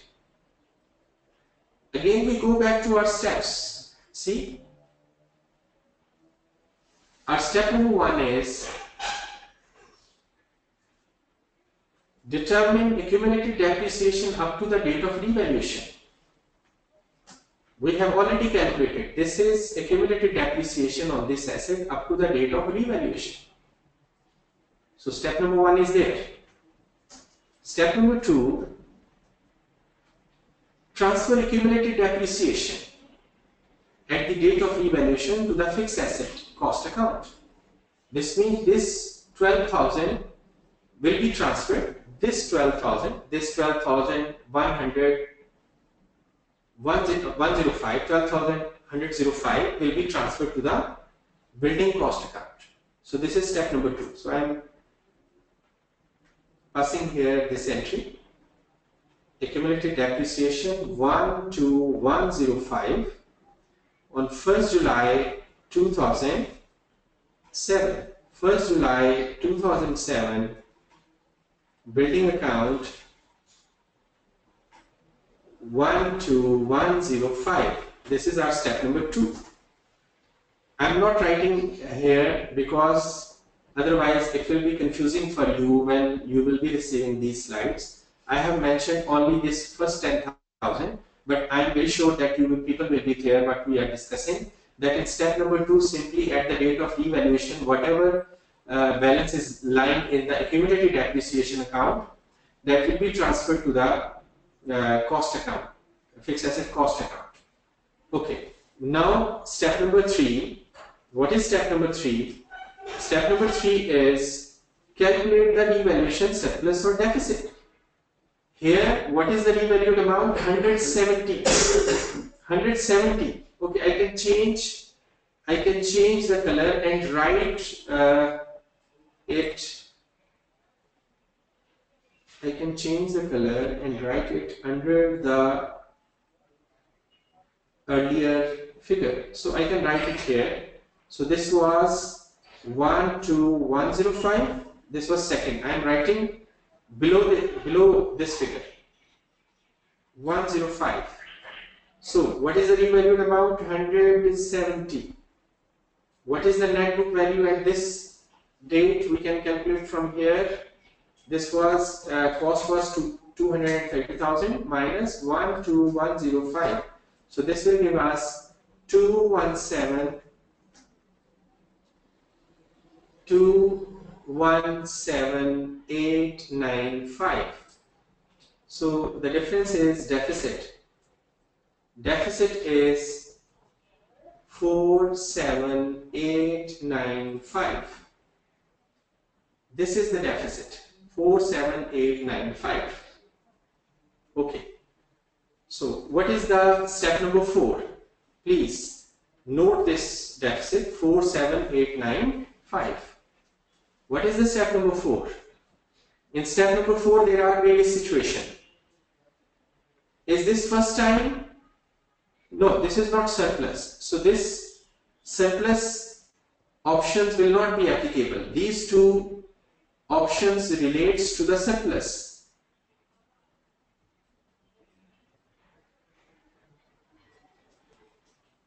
This relates to the, another portion of the step number 4 relates to the revaluation deficit.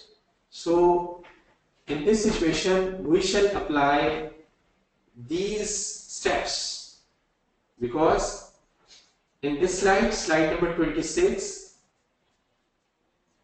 slide number 24, slide number 26, 25 and 26, 24, 25, 26 relates to a situation where revaluation surplus arises.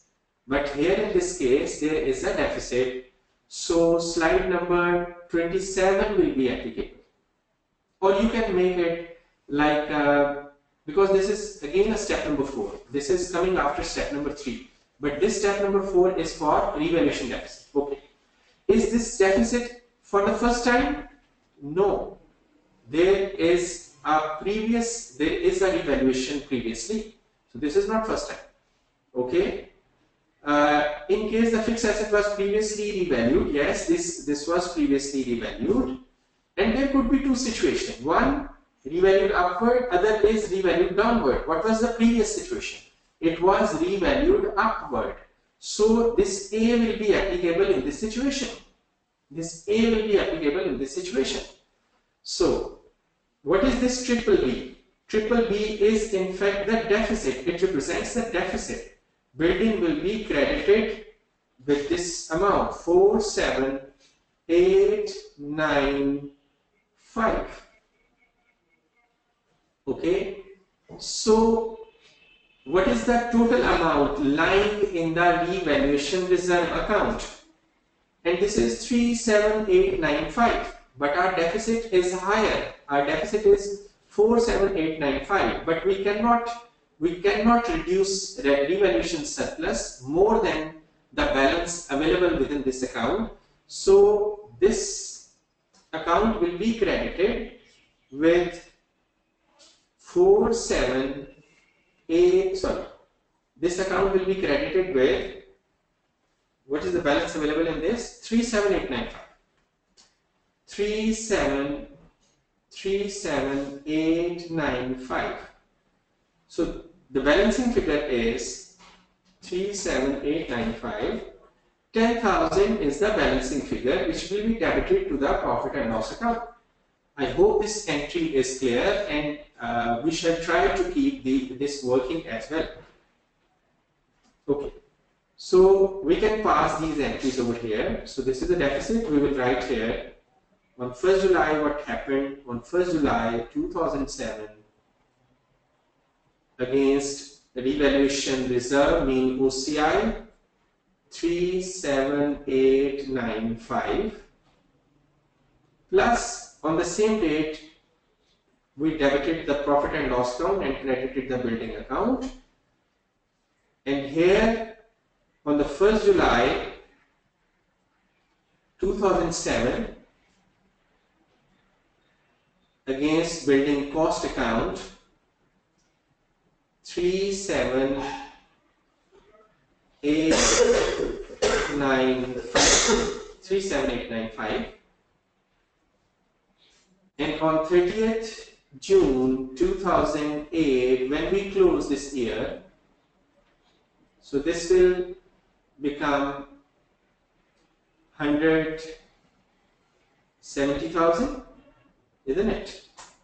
Okay, let me check the calculation. 230,000 minus 12015 minus 37895 minus, okay, 170,000.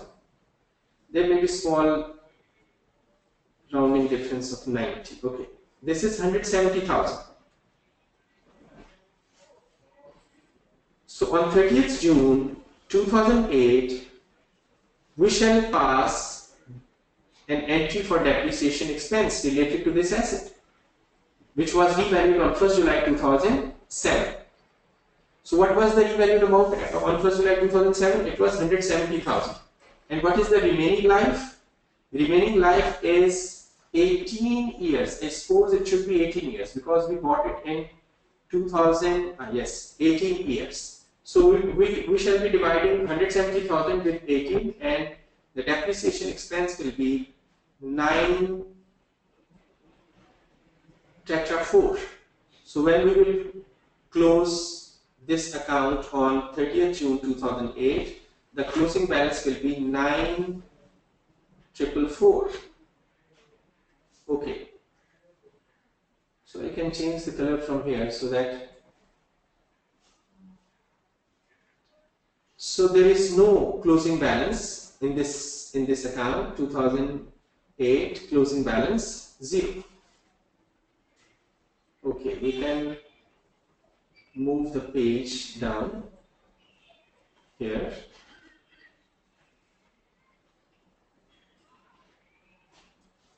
I think this is the last year.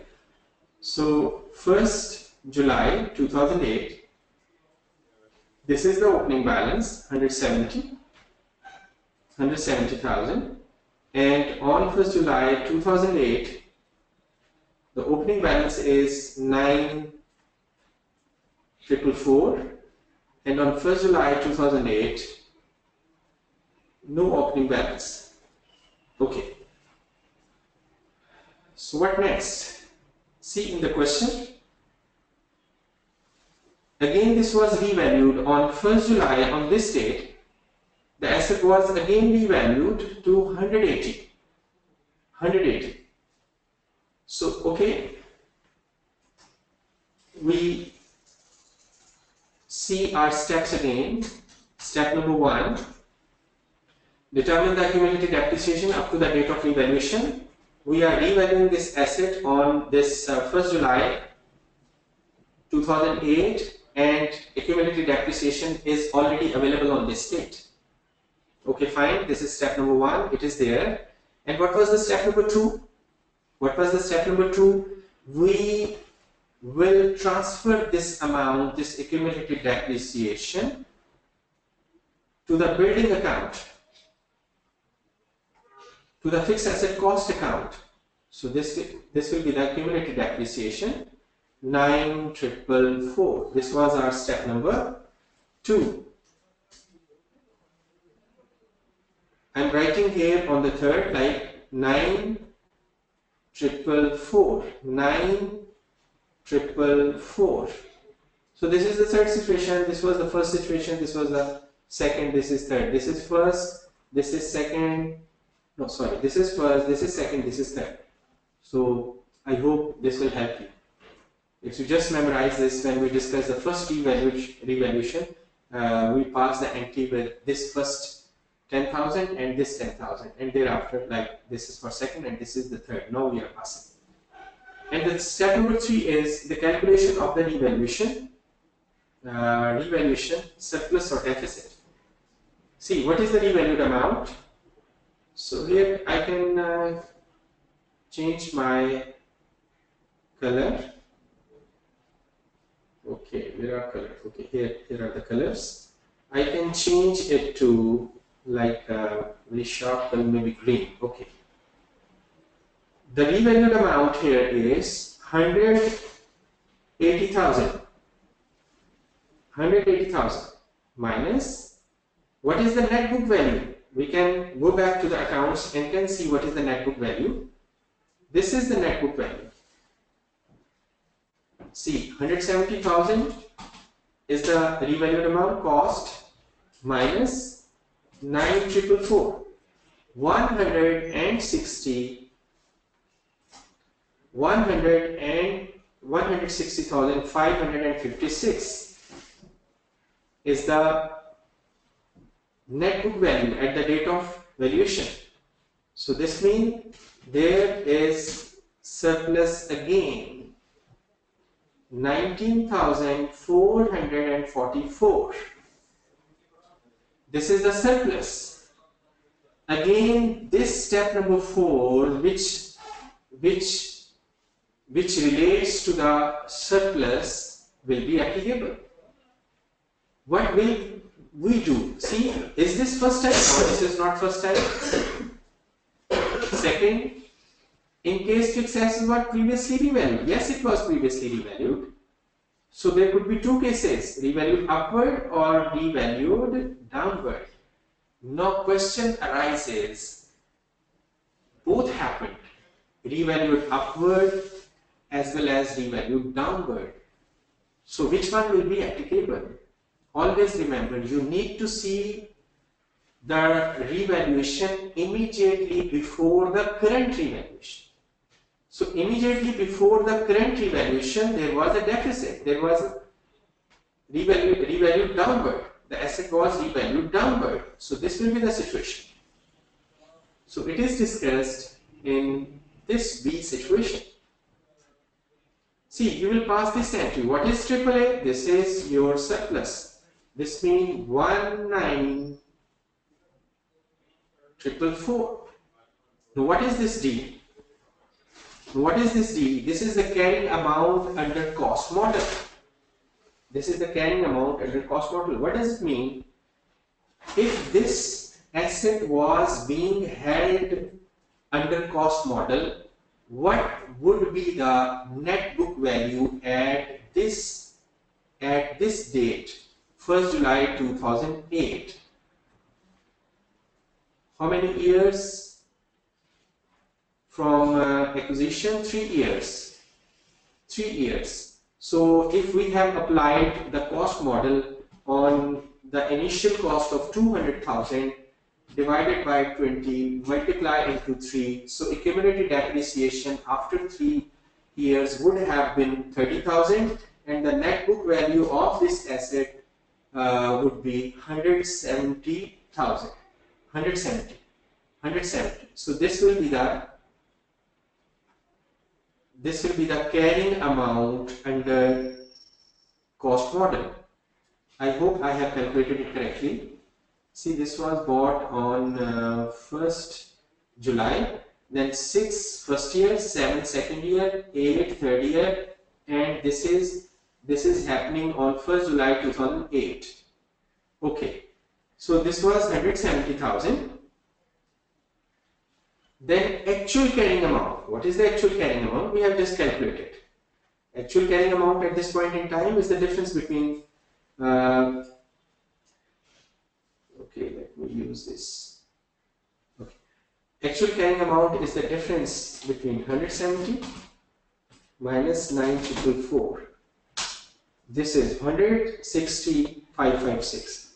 This is the actual carrying amount minus 160,556. How we calculated 170 minus 9 accumulated depreciation on this asset. By chance, this 170 is the same as this 170, but this is by chance. This is the carrying amount under cost model. We have calculated separately. This 170,000 is this 170,000. By chance, both figures are the same. So this will give us triple D will become 9,444. So profit and loss account will be credited with 9,444, and the balancing figure will go to the revaluation reserve. The balancing figure will go to the revaluation reserve. Okay. So we shall be passing this entry here.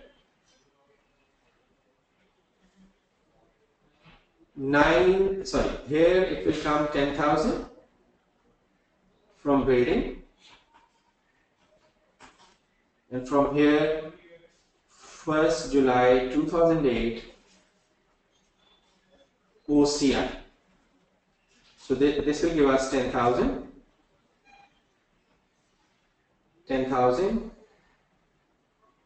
and the other amount will go to 9,444. So this will give us closing balance on 30th June 2009 would be 180,000. If you just go back to your entry, see,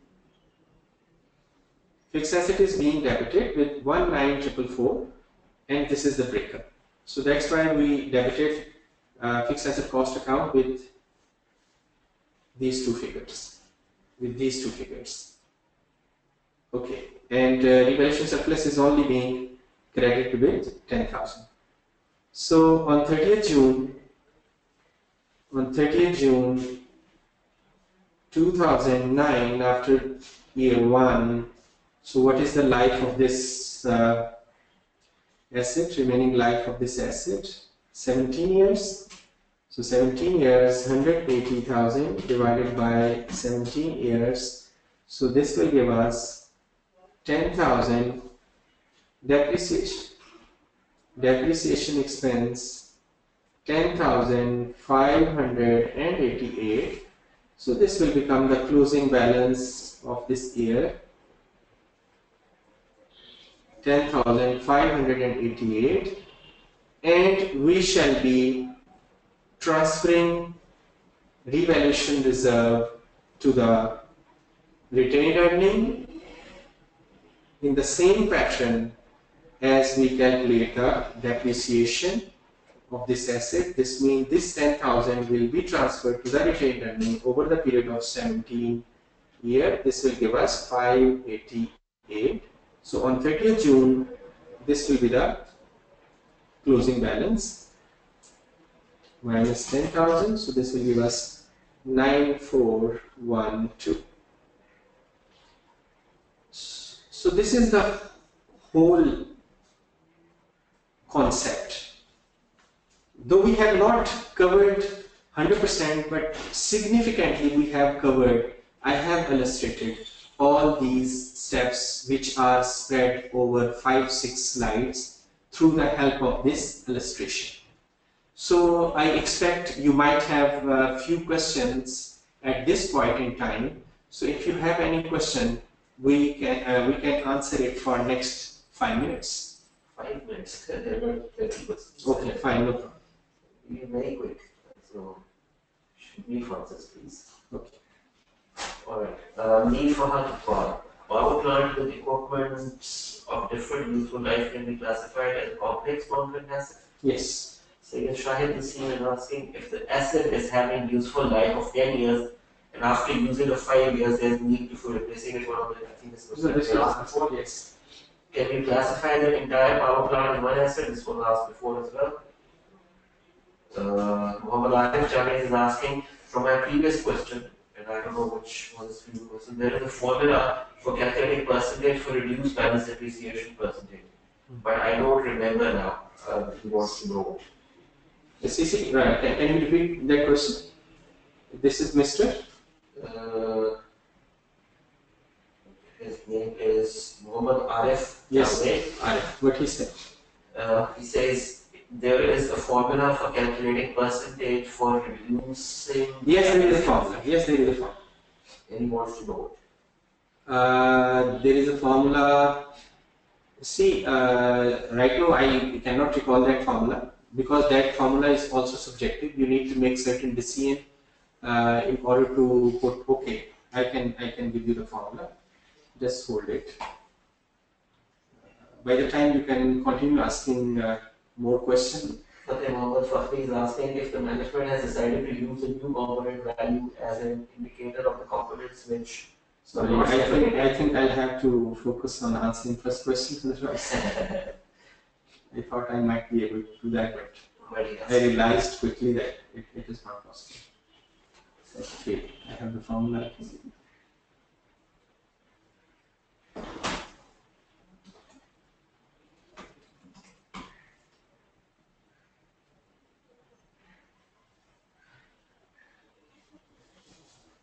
Okay. Straight line, reducing balance. Yes. Mr. Arif, the formula is, please note it. I should change the color. The color should be preferably black. The formula is, I should use, I think, some empty slide where I can find more space. Okay, I can write it here.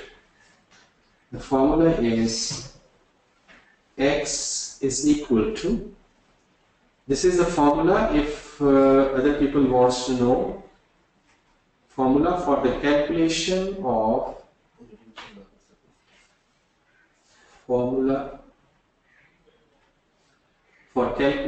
of reducing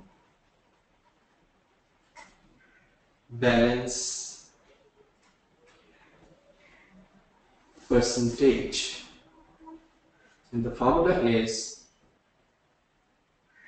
residual value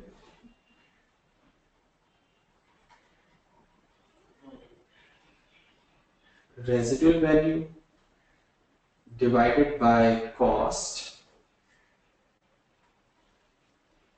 minus 1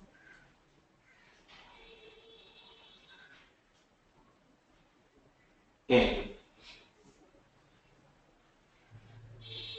X is reducing balance percentage, N is equal to expected useful life. X is reducing balance percentage and N is expected useful life. So this will give you the percentage for the reducing balance percentage. Next.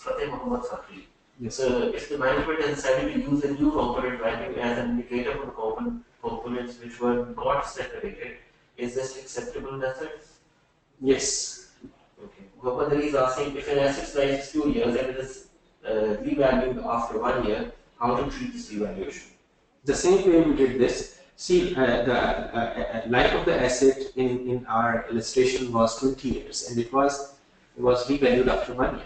So same way, if its life is 2 years, if it is being revalued after 1 year, it can be revalued after 1 year.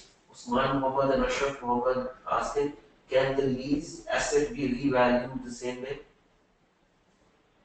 Lease asset, rights of use asset, yes, they can be. Another is asking if any organization does not recognize asset having value less than 10,000, but its useful life is more than a year, such as furniture, fixture, and fans, etc. Is it correct treatment? Yes, this is correct treatment. This is correct treatment because standard has not given any threshold. This is the management decision, and it varies from company to company. It depends on the size of the company, so they can decide things like this because there are numerous assets which could have many years life, but their value is small in comparison to that organization, so it is allowed in the standard. This is the management discussion. Above the rest is asking, can you give examples of above mentioned evaluation criteria in method 2? In method 2, sorry, can you give examples of the above mentioned revaluation criteria in method 2? Criterion example. So sorry, I cannot understand your question. Please repeat. Re-narrate it. So Sanay Imtiaz is asking how the cost of an asset will be recognized in case of public accounting. Same way, if they are applying IAS 16, they will be doing the same way. But if they are applying other standards, then they, it depends on the treatment given in that standard. Rohina is saying, sorry for joining late. I had in mind it will start at 3 p.m. No issues, Rohina. You can always go and review the recording. Will be uploaded very soon. Sayyid Shah is saying if we have surplus amount in retained earnings for other assets, i.e. pool of assets as well, can we use them to adjust the revaluation deficit for that particular asset? No. Okay. Mohammed Zuhair Chaudhary is asking if we will revalue an asset during the year, then shall we calculate the depreciation and revalue depreciation from the date of revaluation? Yes. Mohammed Awais is asking the question again. Yes, What Awais. is the reason to charge 9,444 to P&L at 1st July 2008? Okay, July 2008. Actually, as per the standard, you cannot reduce. Let me go to 94.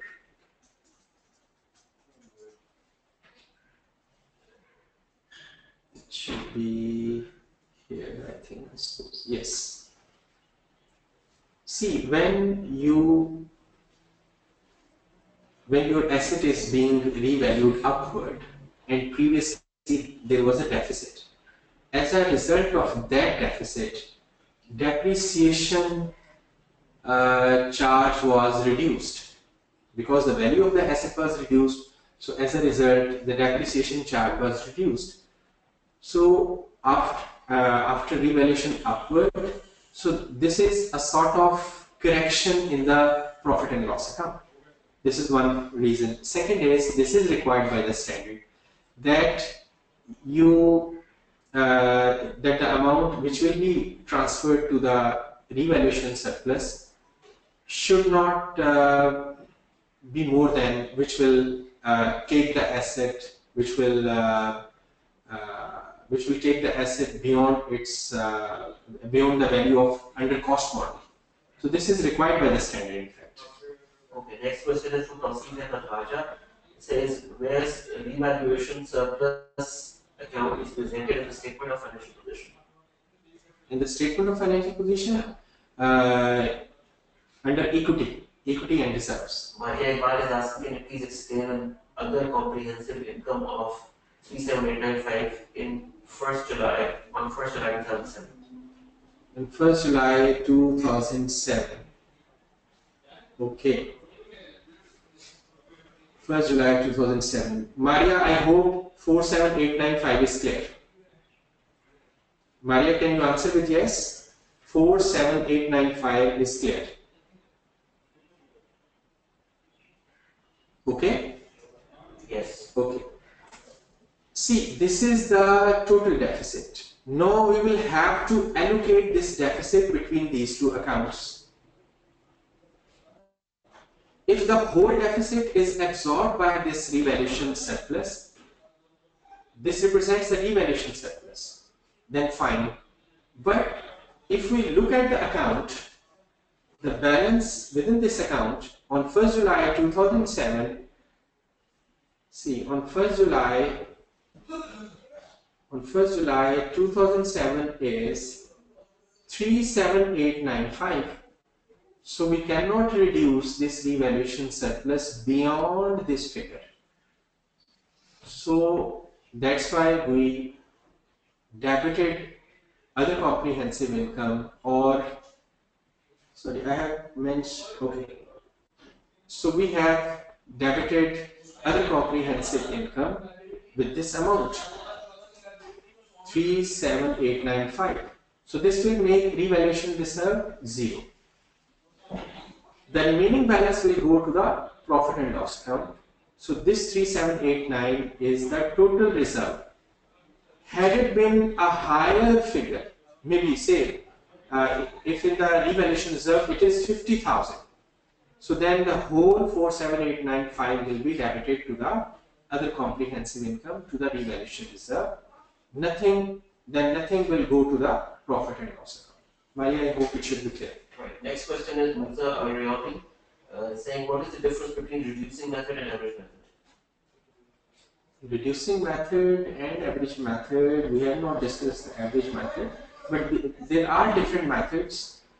These are not the only method which I discussed. The concept underlying any method is you need to depreciate your asset the way you consume its benefit. Next. Amara Rath is asking, what is the difference between current value as per cost model and current value only? Current value under cost model mean this means that if revaluation model is not being followed, you are simply keeping your asset using cost model. So that will be termed as current value under cost model, mean cost minus accumulated depreciation minus accumulated impairment losses. So current value mean, otherwise current value mean, could mean revalued amount under revaluation model. We've fallen short of time, so we need to hurry up. Something Mohammed Fakhri is asking, at the time of disposal of the revalued asset with surplus, what is the accounting treatment for the surplus? That surplus will be transferred to the retained earning, as we discussed in this slide. That Fatih, see here on disposal of fixed asset, the balance in revaluation reserve will be transferred to the retained earnings. The now is asking if the revaluation model is used, is it used class by class or asset by asset? Class by class.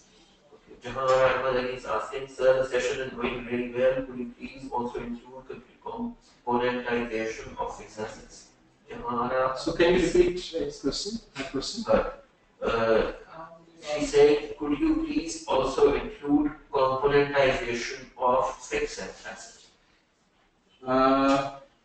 Though no slide is included in this regard, we have discussed to some extent under complex asset. So maybe in some next session. Anyway, thank you very much for your compliments. Shayan Mataleshi is asking, can you explain the third evaluation? Third evaluation, okay, of course. See, this is the third evaluation. If you go to your question, let me open the question here. Right. On 1st July 2008, here, on 1st July 2008,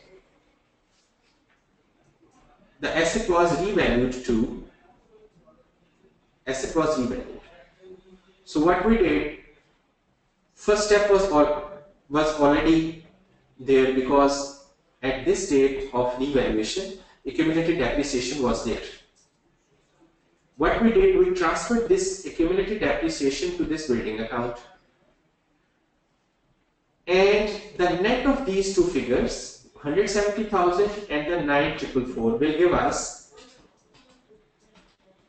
net book value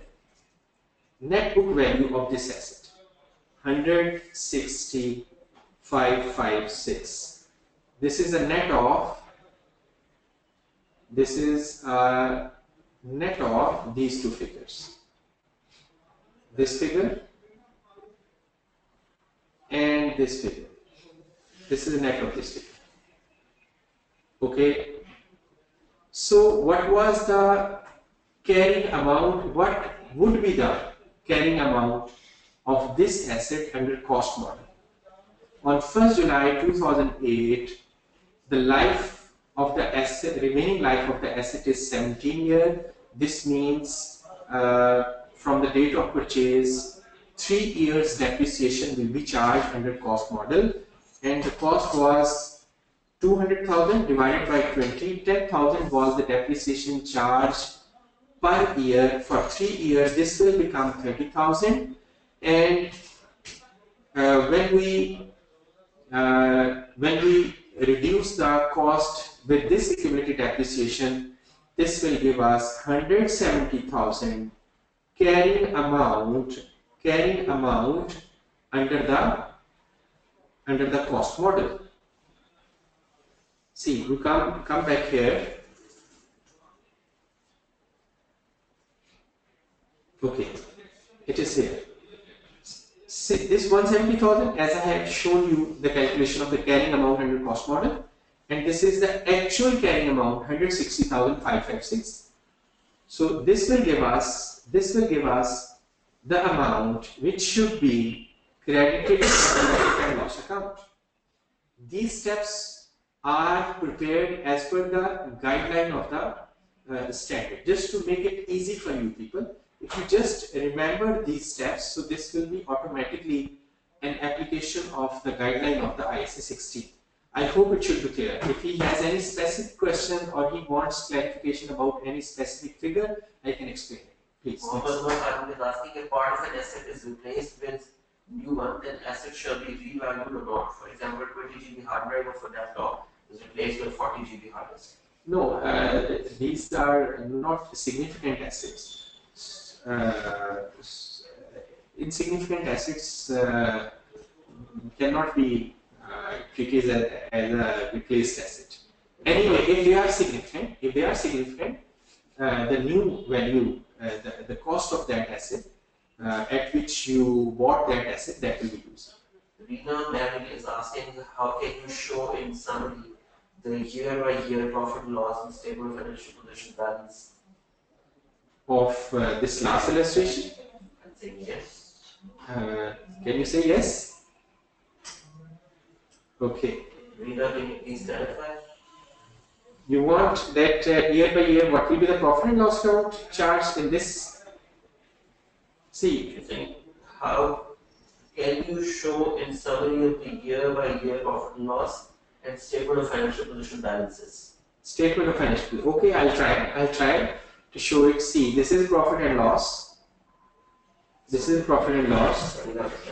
This is statement of financial position. But instead of making this statement, I can mention from here, because that will take much time. We need to discuss few more things during this session instead of running out of the time.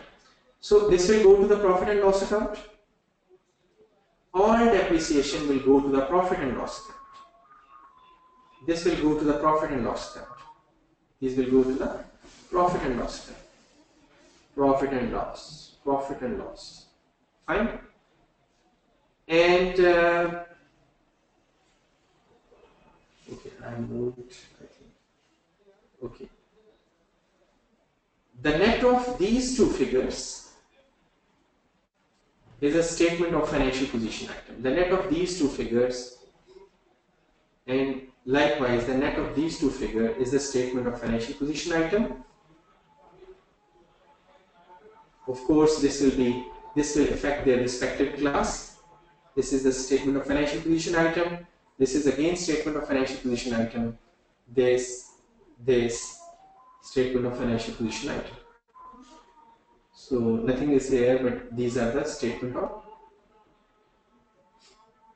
Next. Sorry, Amara, sorry, I've just read your comment. I think I called CV as current value, but Amara meant carrying value. So repeat the question.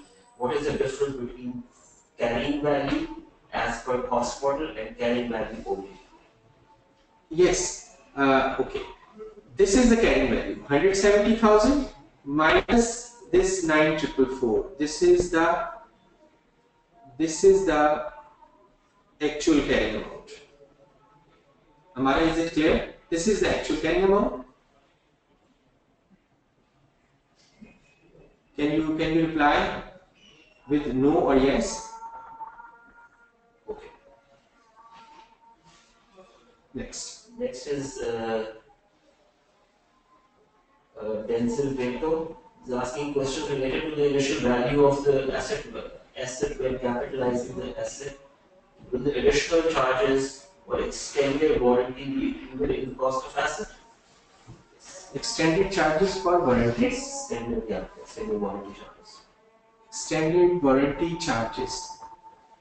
See, if you mean that if you are buying an asset with an additional warranty period and you are paying additional amount for that will be included. Shayan Qureshi is asking, please explain the comparison of 170,000 and 160,556. Sorry? Please explain the comparison of 170,000 and 160,556. Okay. This is the carrying amount and the cost.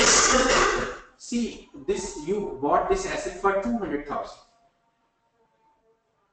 Had you been applying cost model, so this is the cost under cost model minus 3 years depreciation under cost model. That will become 30,000. So this is 170,000. This made 170,000. I explained it twice. This. I hope when you will see the recording, you will find your answer. Next. Muhammad Kashif Khatak is asking, I hold two questions though directly relevant to IAS 16, but still relevant to revaluation. So may I ask? Yes, please ask. Okay, firstly saying that it's possible to highlight some of the FS risks relating to the application of REV, Application of revaluation method. financial statement risk. If your asset is not not being actively traded in the open market, then it is difficult to determine the fair value. So this could be one risk, and so far as the preparation of the financial statement is concerned, you need an exercise to determine the fair value of those assets from time to time.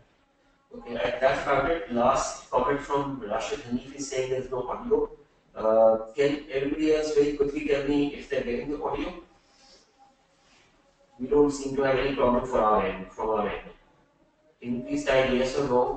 If you can hear us, please type yes. If you cannot, please type no. Rashid Hanif is saying no. Okay. Thank you very much. Thank you very much for the comments. And we can continue. Okay. And we have about 30 slides left. No, it's not a matter of 30 slides because this session will continue for will continue tomorrow as well. So the same topic will run. So that's not an issue. The important thing is today we should try to cover at least interpretation 1. Interpretation 1 that must be covered. And if we work more than that, that is good. But otherwise, that additional work will be covered tomorrow. Sorry, tomorrow. Tomorrow means the next session. Next Friday. Tomorrow means the next session. Sorry. Thank you very much.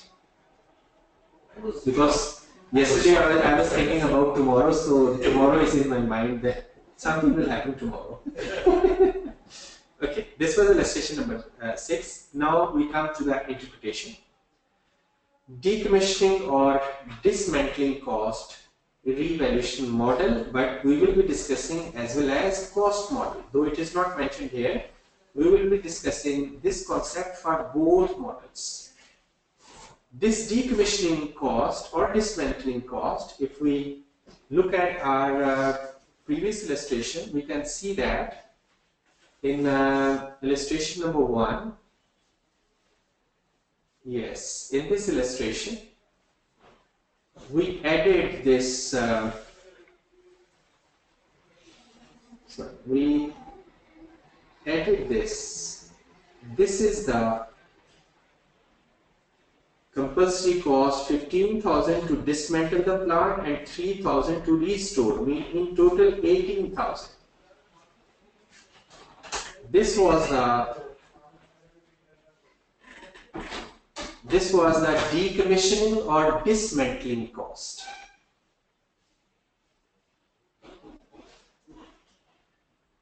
How to account for this subsequently? Initially, we know that we included these restoration and dismantling cost after discounting them, and we included them in the cost of the property, plant and equipment.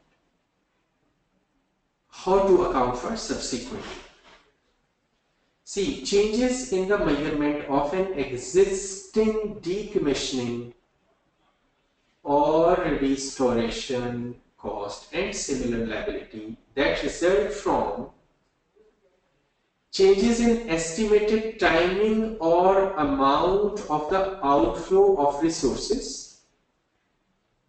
embodying economic benefits required to settle the obligation. For example, in illustration number 1, we estimated that we will have to spend 18,000 in present value terms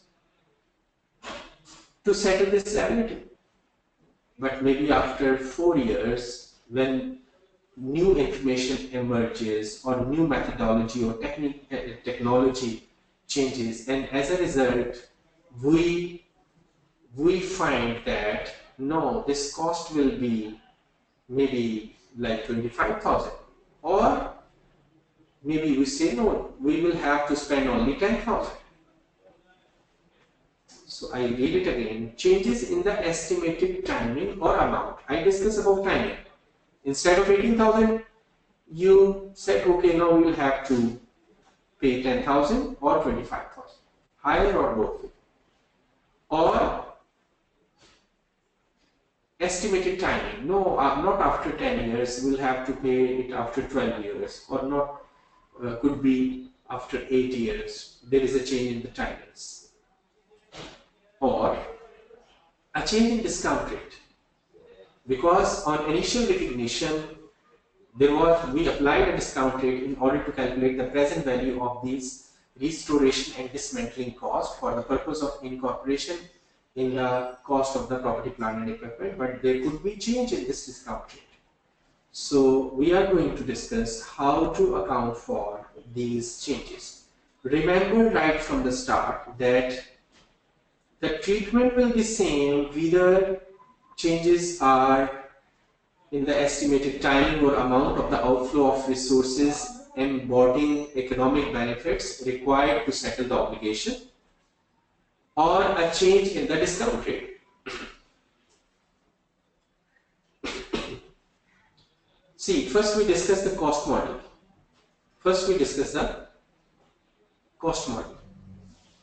If the related asset is measured using the cost model,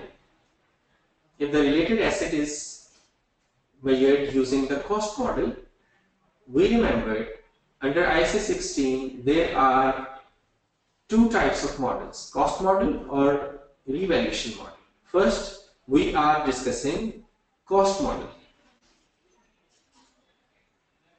Changes in the liability subject to B, this is A, of course there will be a B, subject to B, changes in the liability for whatever reason, maybe because of change in discount rate, or maybe changes due to changes in timings or the amount to be settled. Changes in the liability, decommissioning liability, shall be added to or deducted from the cost of the related asset in the current period. Changes in the, okay, we can understand it with the help of example.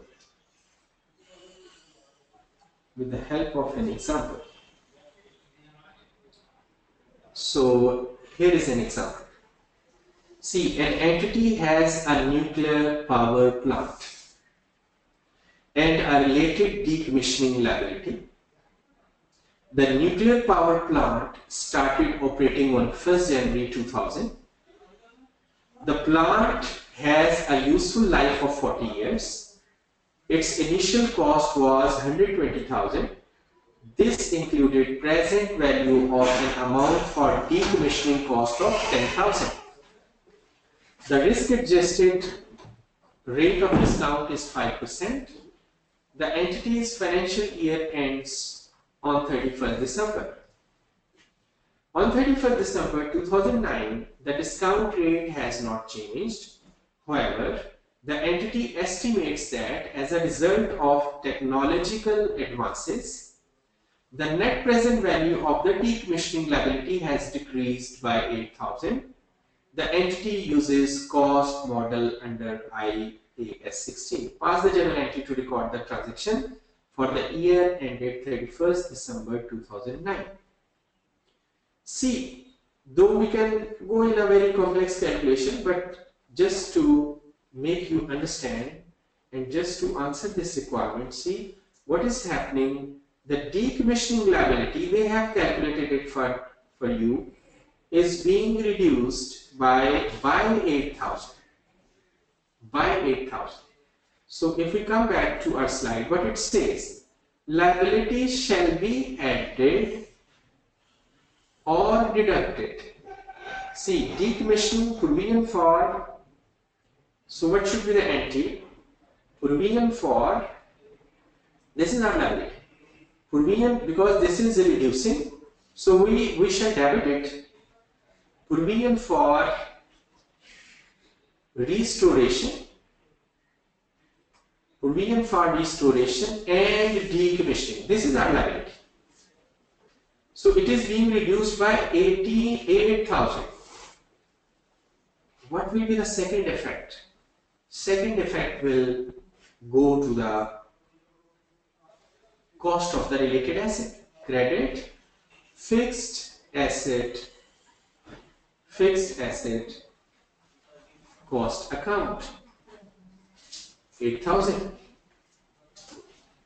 Fixed asset cost account 8,000. So this is the simple concept. See, in case of cost model, any increase or decrease in the decommissioning for whatever reason, because of discount rate, because of changes in the timings, because of changes in the estimates of the amount involved in the decommissioning, whatever is the reason, you will reduce or increase your decommissioning liability. The second effect will go to the relevant fixed asset cost account. Simple trick. So now see another additional concept. What is B? See, the amount deducted from the cost of the asset. Here we are deducting 8,000 from the cost of the asset because this asset is being credited. From the cost of the asset shall not exceed its carrying amount.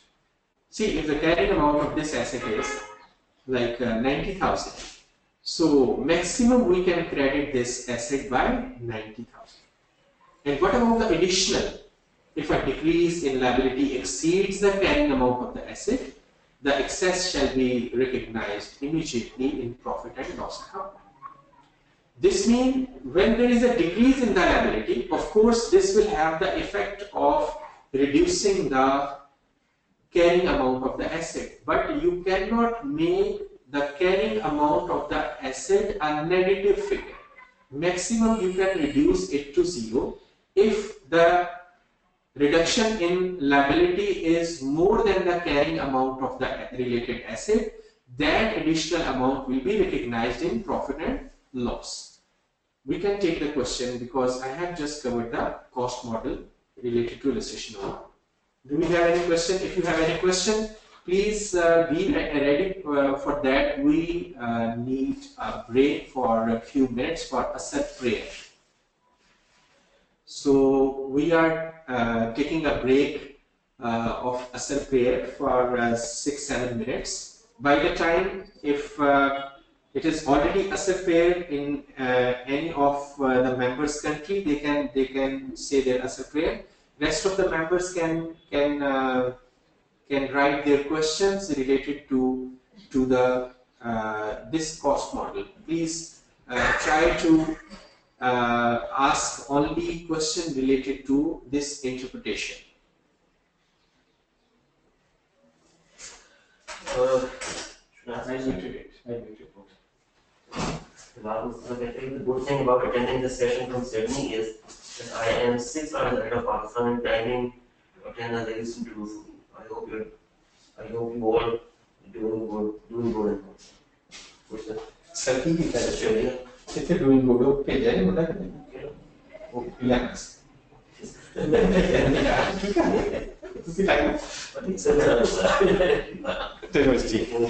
नहीं लेकिन तो मैं biscuit वगैरह मंगाता हूँ. Biscuit मंगाते हैं. चाय biscuit कुछ होना चाहिए था या तो फिर तुझे पानी में नहीं पीता है तो फिर गलत गल है ना.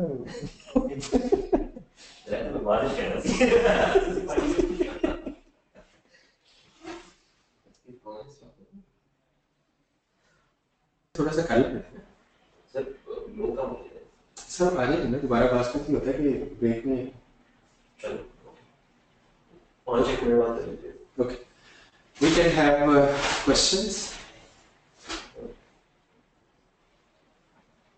Is there any question, Mr. Harun? The generic questions.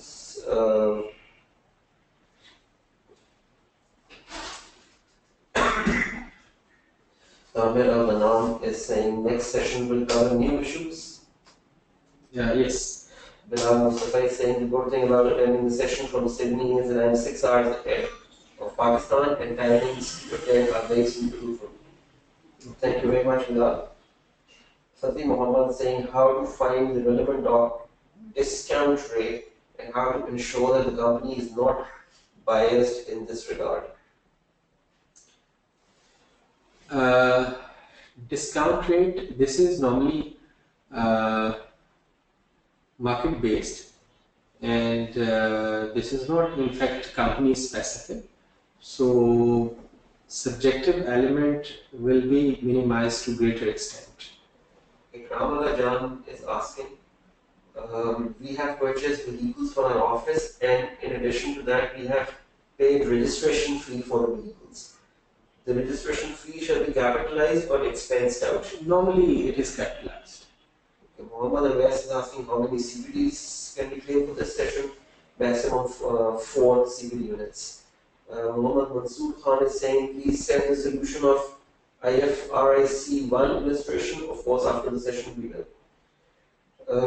Fateh Muhammad Fakhri is saying please make the Asr prayer in 30 minutes so that we pray together in the same time. Maybe send this message at 4 o'clock. Fateh, you can always go and say your prayers whenever it's time in your country for prayers. Bilal Mustafa is saying please turn off audio, guys. Alright. Thank you very much. I hope you didn't listen much. Abdul Muttalif is saying salam, sir. Okay, Rashid is saying next Friday session time, please. The sessions on Friday will be from 3 to 7, and the sessions on Saturday are going to be from 1 to 5. That's the standard. Abdul Muttalif is saying excellent presentation and I need your help. How to fix discount rate DCF? I am from Dubai. Sorry, repeat question. He's saying excellent presentation. He needs your help. He's saying how to fix discount rate, and he says he's from Dubai. How to fix the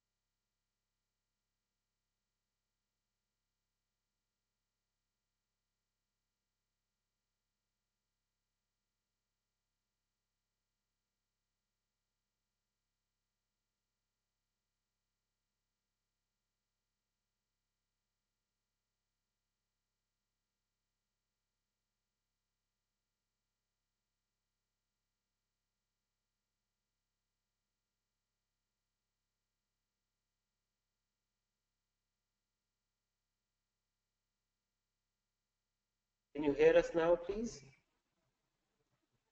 Hello? Yes. There's something wrong with our system.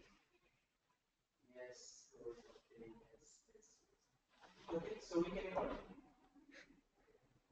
you are जी मैंने कर दिया आपको mute और मेरे system से आपकी audio जा रही है. If you want, I can put it there.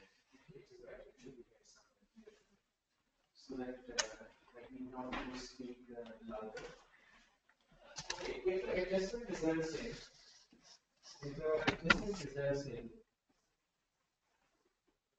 in addition to the cost of the asset, the entity shall consider either this is an indication that the new carrying amount of the asset may not be fully recovered. If it is such an indication, the entity shall test the asset for impairment by estimating its recoverable amount and shall account for any impairment loss in accordance with IAS 36. So this was the cost model. We have seen the illustration number 1. Now, using the revaluation model. See, in case of revaluation model, changes in the liability alter the revaluation surplus or deficit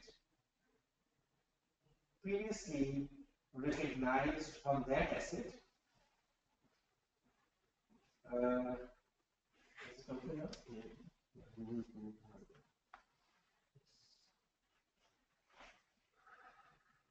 I continue? This is stop. Just a bit. Alright, can you please confirm if you can hear us now? Please say yes or no.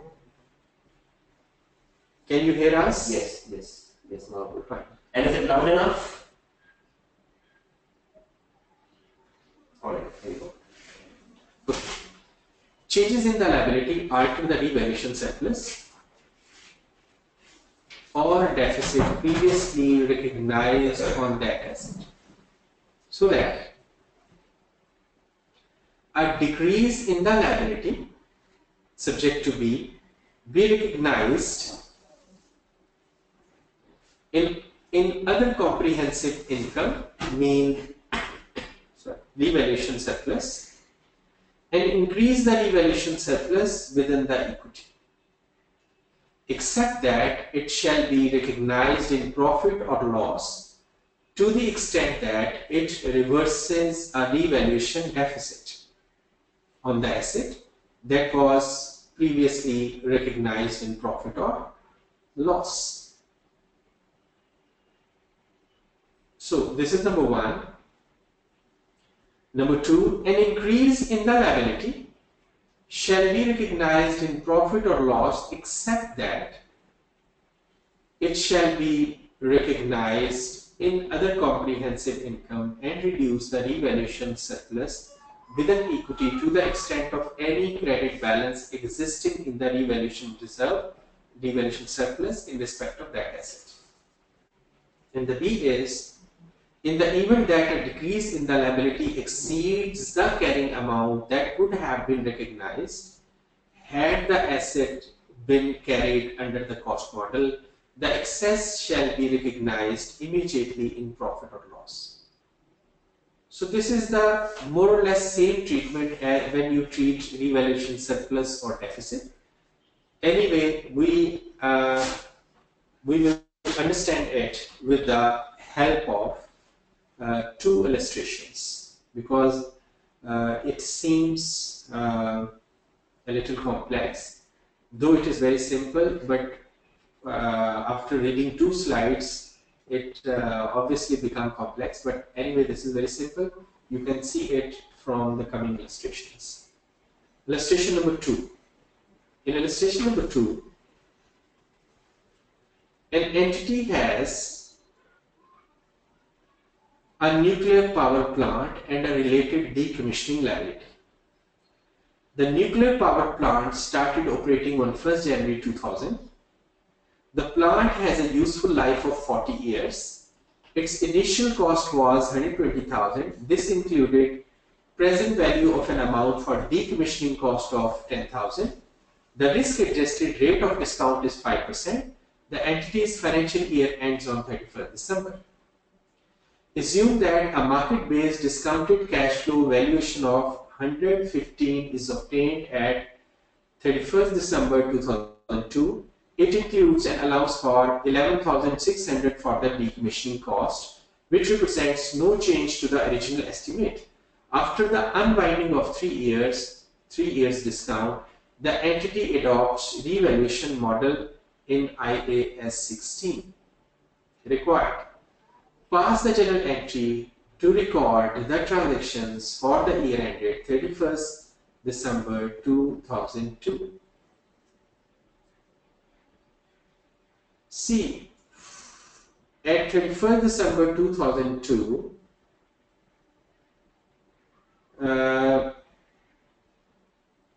after the unwinding of 3 years, the entity adopts the revaluation model. Okay.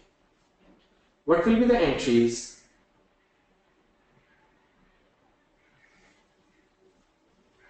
See, as we learned in under revaluation model, after 3 years, the depreciation will be 9,000, because when we will divide it with 40, so 1 year depreciation will be 3,000, and for 3 years the cumulative depreciation on the date of revaluation is 9,000. The cumulative discount on 10,000 at rate of 5% will give us 1600. So the total is, instead of 10,000, it should be 11,600. It should be 11,600. Okay, let me save it for you. 11,600. We shall eliminate accumulated depreciation on this revaluation. This was step number 2. Elimination of accumulated depreciation on revaluation. Second is the calculation of the revalued amount. 126,600 is the revalued amount, minus this is the carrying amount. How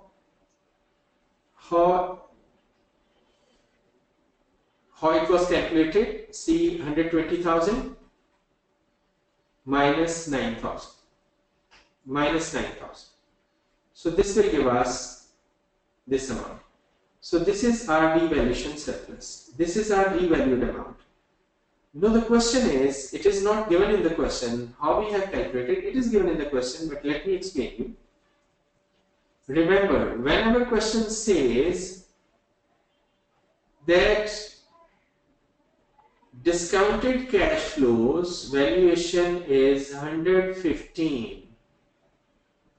Discounted cash flow valuation is 115. And it includes an allowance of 11,600. This means the revalued amount is 115,000 plus 11,600.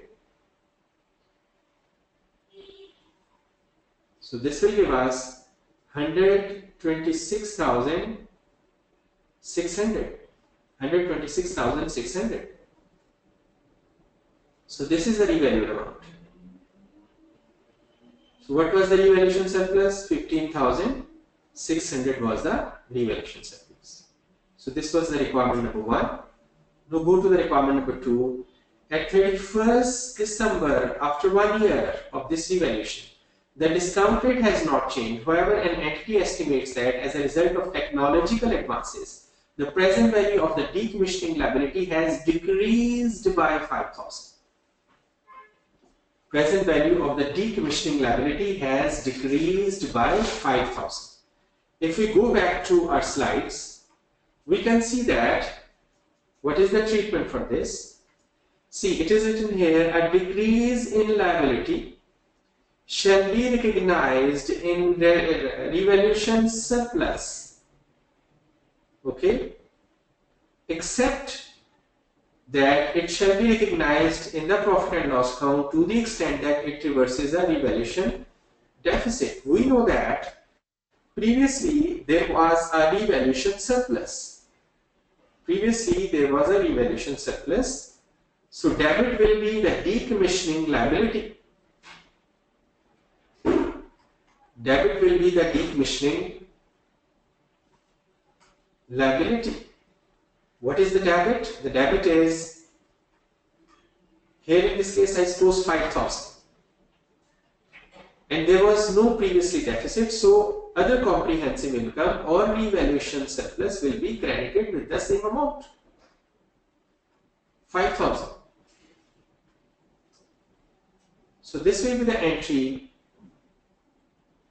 decommissioning liability debit, other comprehensive income, or mean revaluation reserve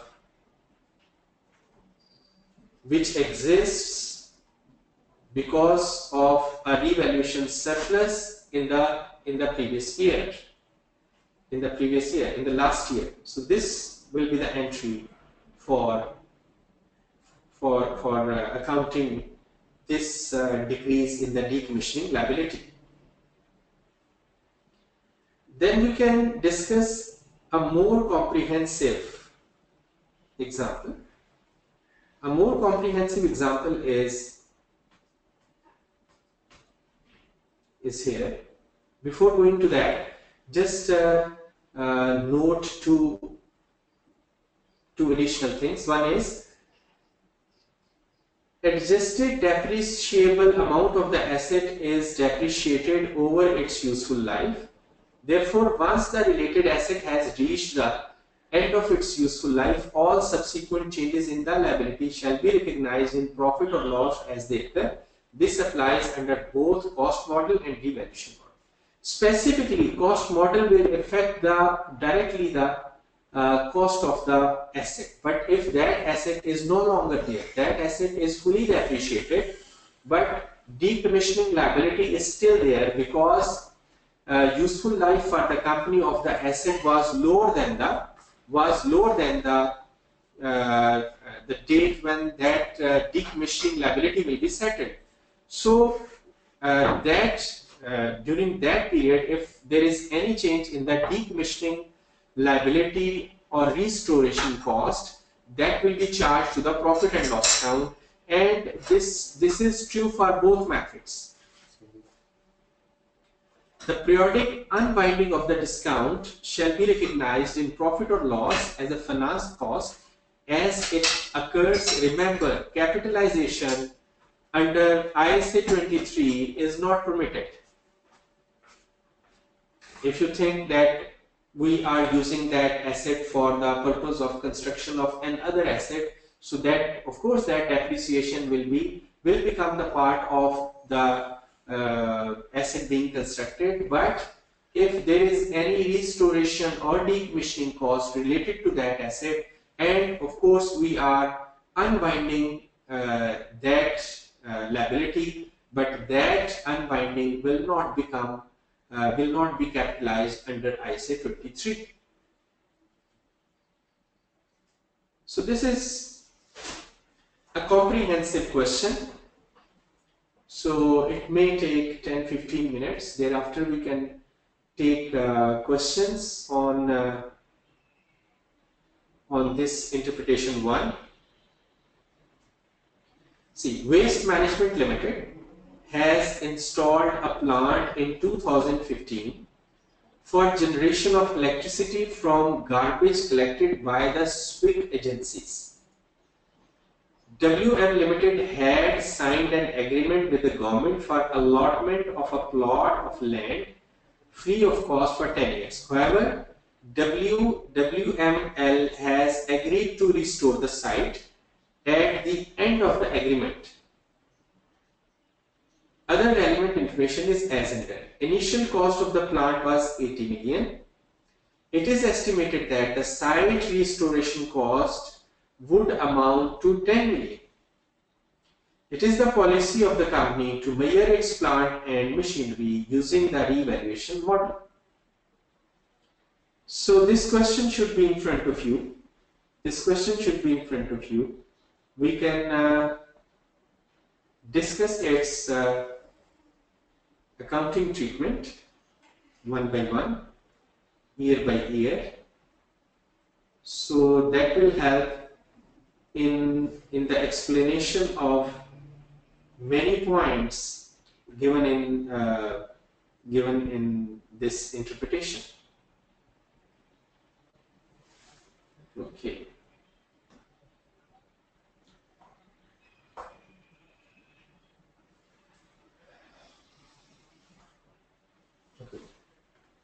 me use an empty page.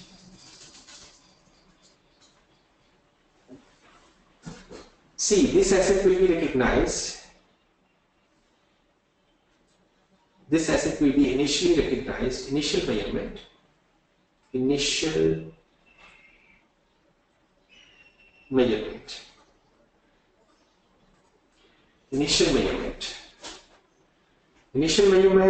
80 million plus 10 million dismantling and restoration cost, and the discount rate was 10%, so this will be the present value of this amount.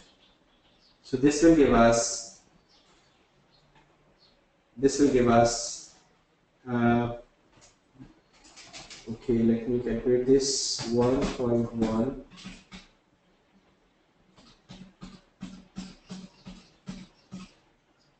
this will give us 3.8554.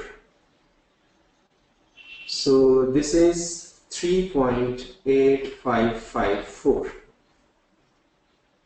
So this will become our site restoration liability. Site restoration liability. Site restoration liability. 3.855 on 1st July 2005. Nothing happened during 2006 and 2007, but at the end of 2007 there was a revaluation. There was a revaluation, I suppose, surplus.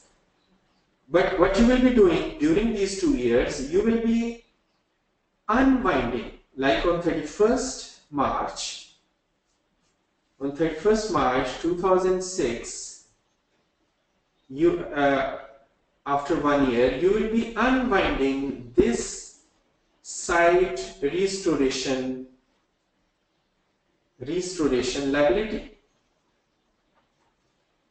by using the discount rate 3.855 into 10%.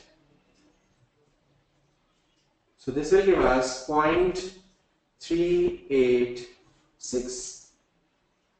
Again, because revaluation happened at the end of 2007, so till that time you will unwind this restoration liability.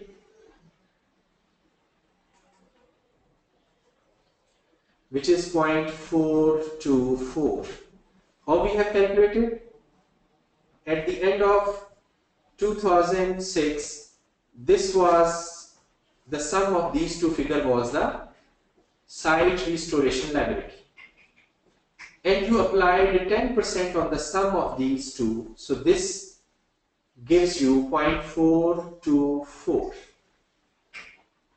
Okay. On 31st March, there was a revaluation.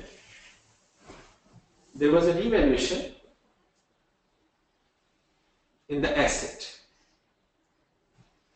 We can do a separate calculation for this. It is happening after, this is first year, second, third, after 3 years. So first we need to calculate what was the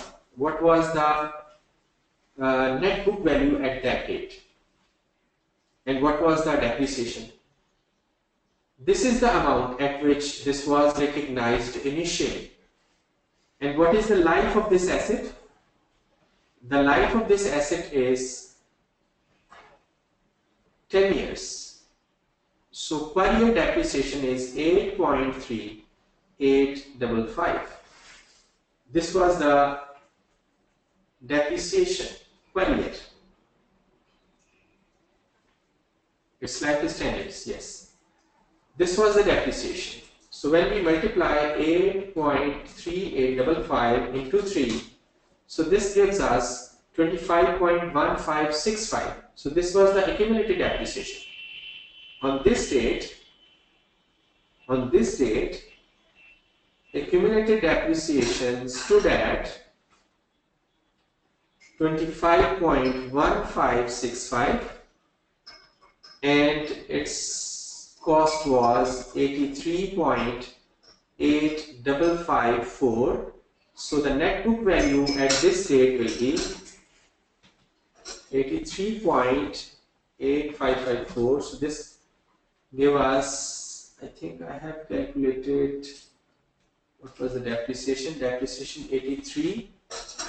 83.8554 divided by 10 into 3. So what was the depreciation? 83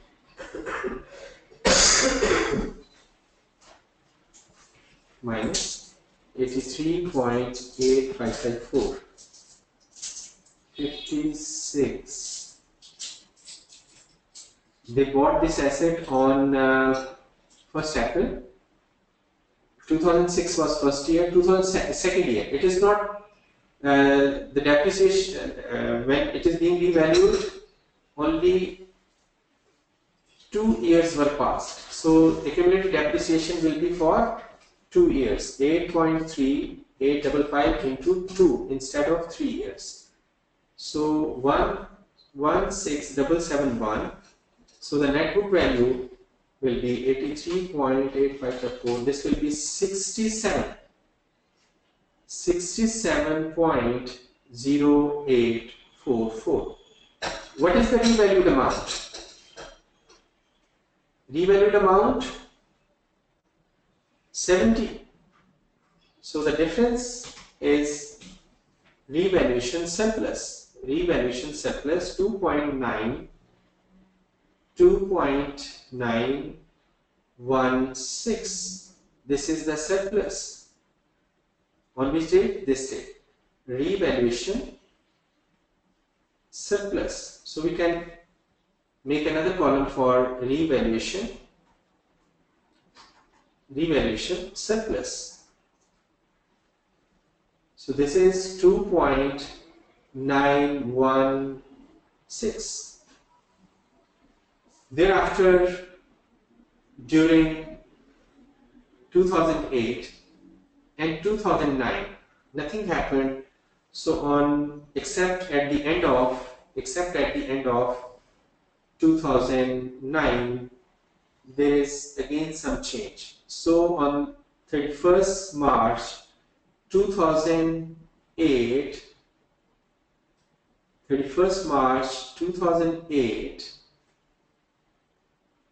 unwinding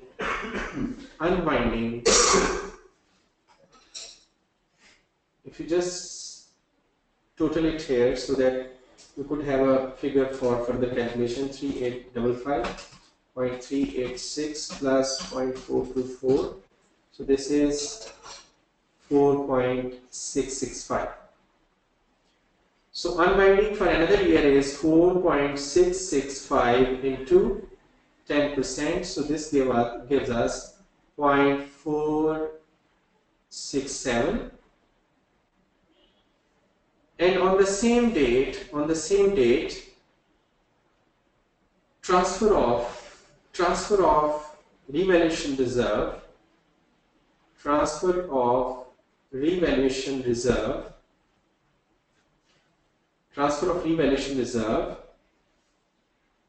to retained earnings. So that will be in the pattern of the depreciation. So the remaining life is 8 years. So this will be 0.365. This will be 0.365. Likewise, in 31st March 2009, unwinding effect will be 0.513.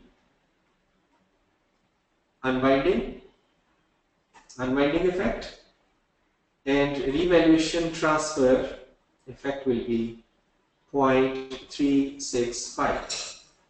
So on 31st March, before any other adjustment, the balance in these accounts were 5.645 and here 2.186. Now what happened on 31st March? See, on 31st March 2009, discount rate has increased to 12. So when discount rate has increased to 12, initially it was 10%. So here we will re-estimate our restoration liability. So what was our restoration liability? 10 million. And how many years are left? 6 years are left. So instead of 10%, we calculate discount factor using 12%. So this will give us the liability, restoration liability, which is 5.066. Let's check it. 1.12.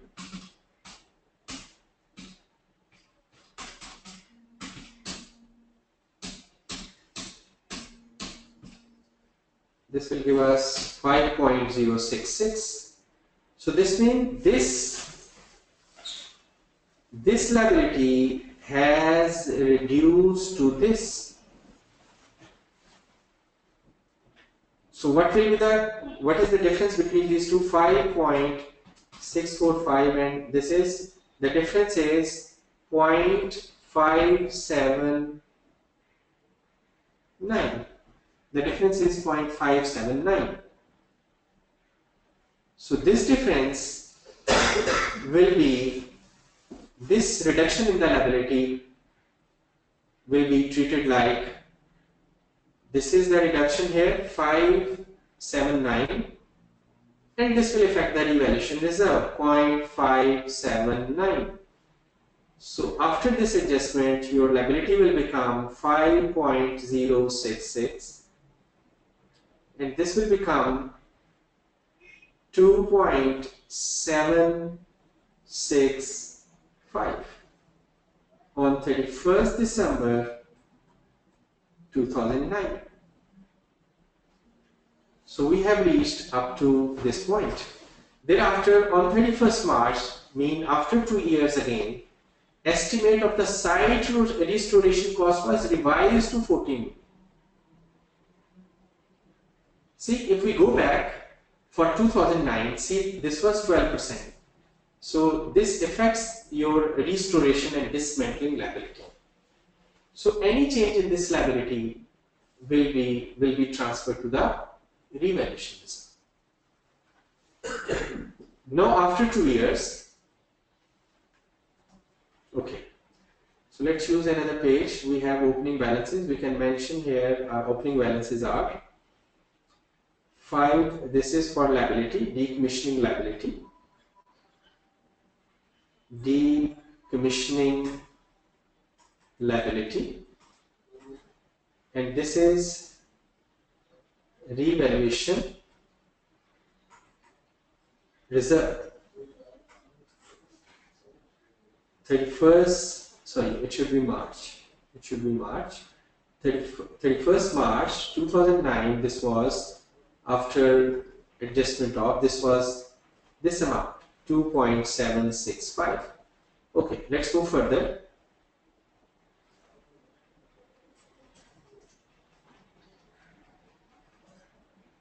Okay, let me use this object.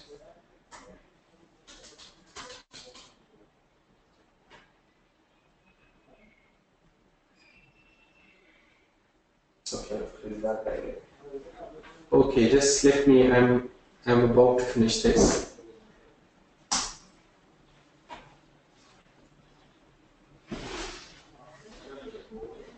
So I think I should reverse it. Okay. On 31st March 2010, again unwinding, but now at the rate of 12%. We will be multiplying 12% to 5.006. So this will give us on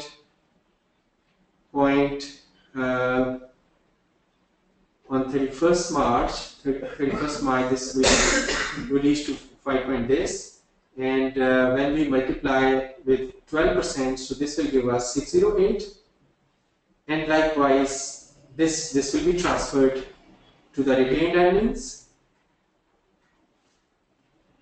transfer of revaluation reserve, and then on 31st March, before any change, again unwinding, multiplication of 12% with the sum of these two figures. This will give 0.681, and again transfer of the revaluation reserve 0.461. So before any change, on 31st March 2011, this will give us 6.355 and 1.843. Now what happened at this date? If we go back to our illustration, estimate of the site restoration cost was revised to 14 million on 2011. This was revised to 14 million. So this means we shall be calculating. This means our liability at the end will be 14 million instead of 10 million. So the remaining years were 4 years, 12% remains the same, and when we discount it, we get 1.12, we get 8.897. 8.897.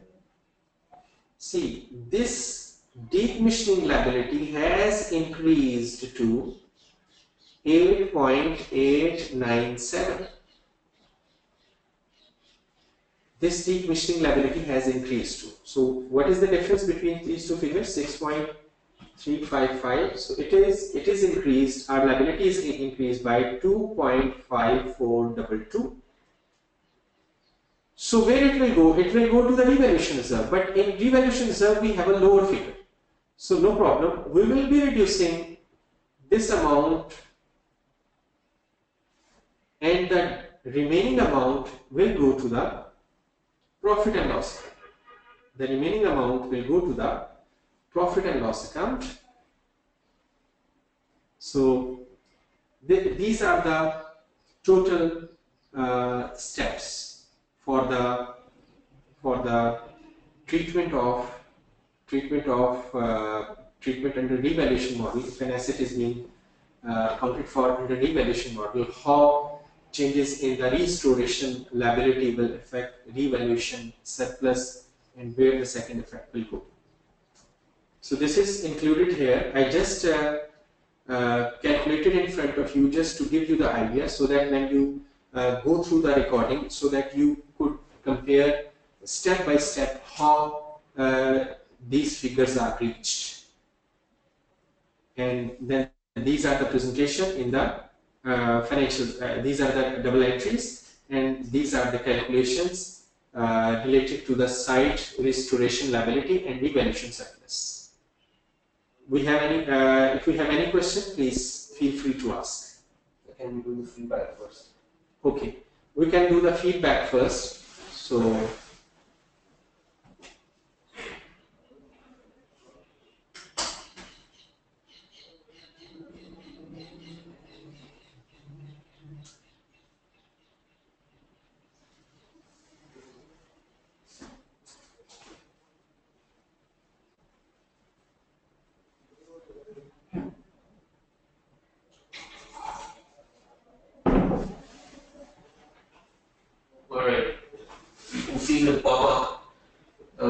question in front of you. Can you very quickly please give your feedback on how did you like this session?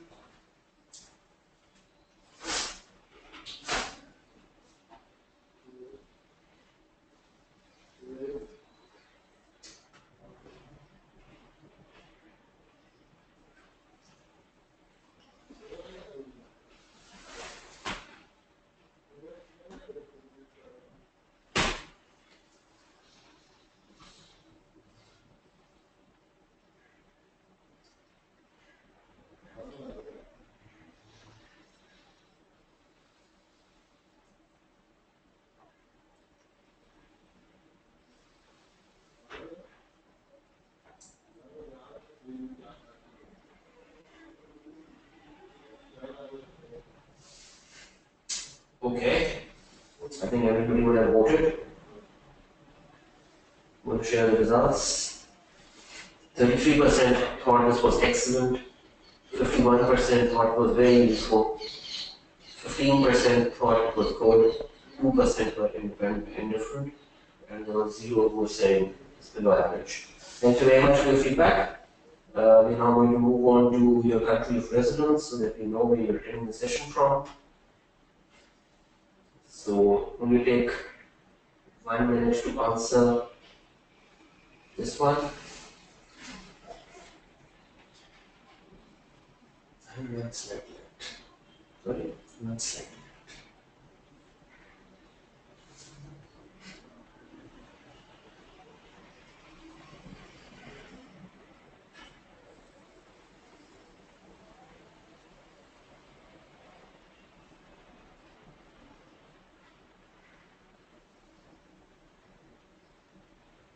30 more seconds. Can you very quickly provide your feedback?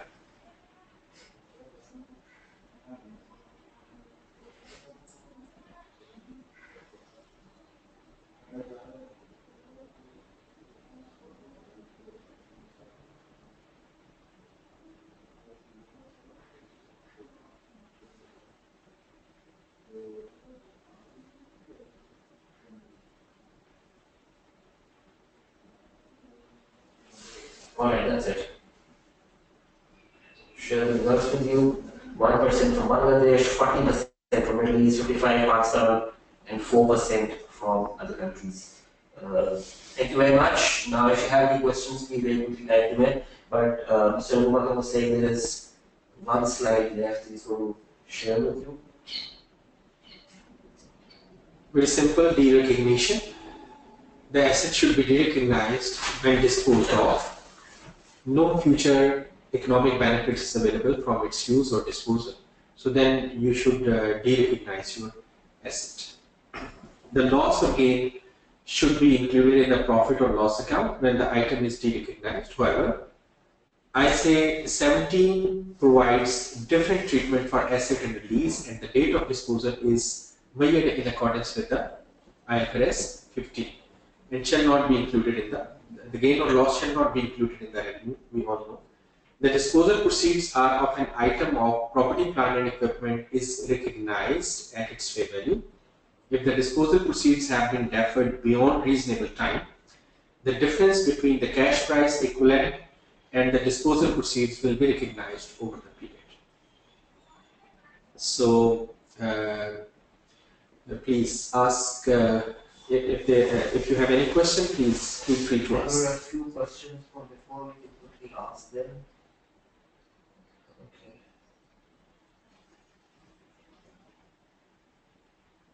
Oh.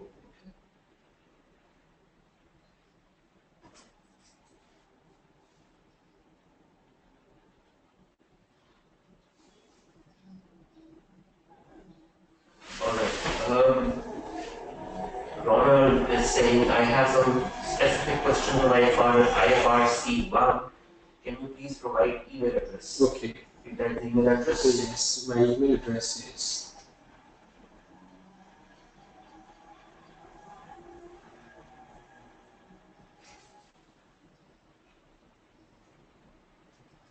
Abubakar at the rate of, there are two email addresses you can send to both.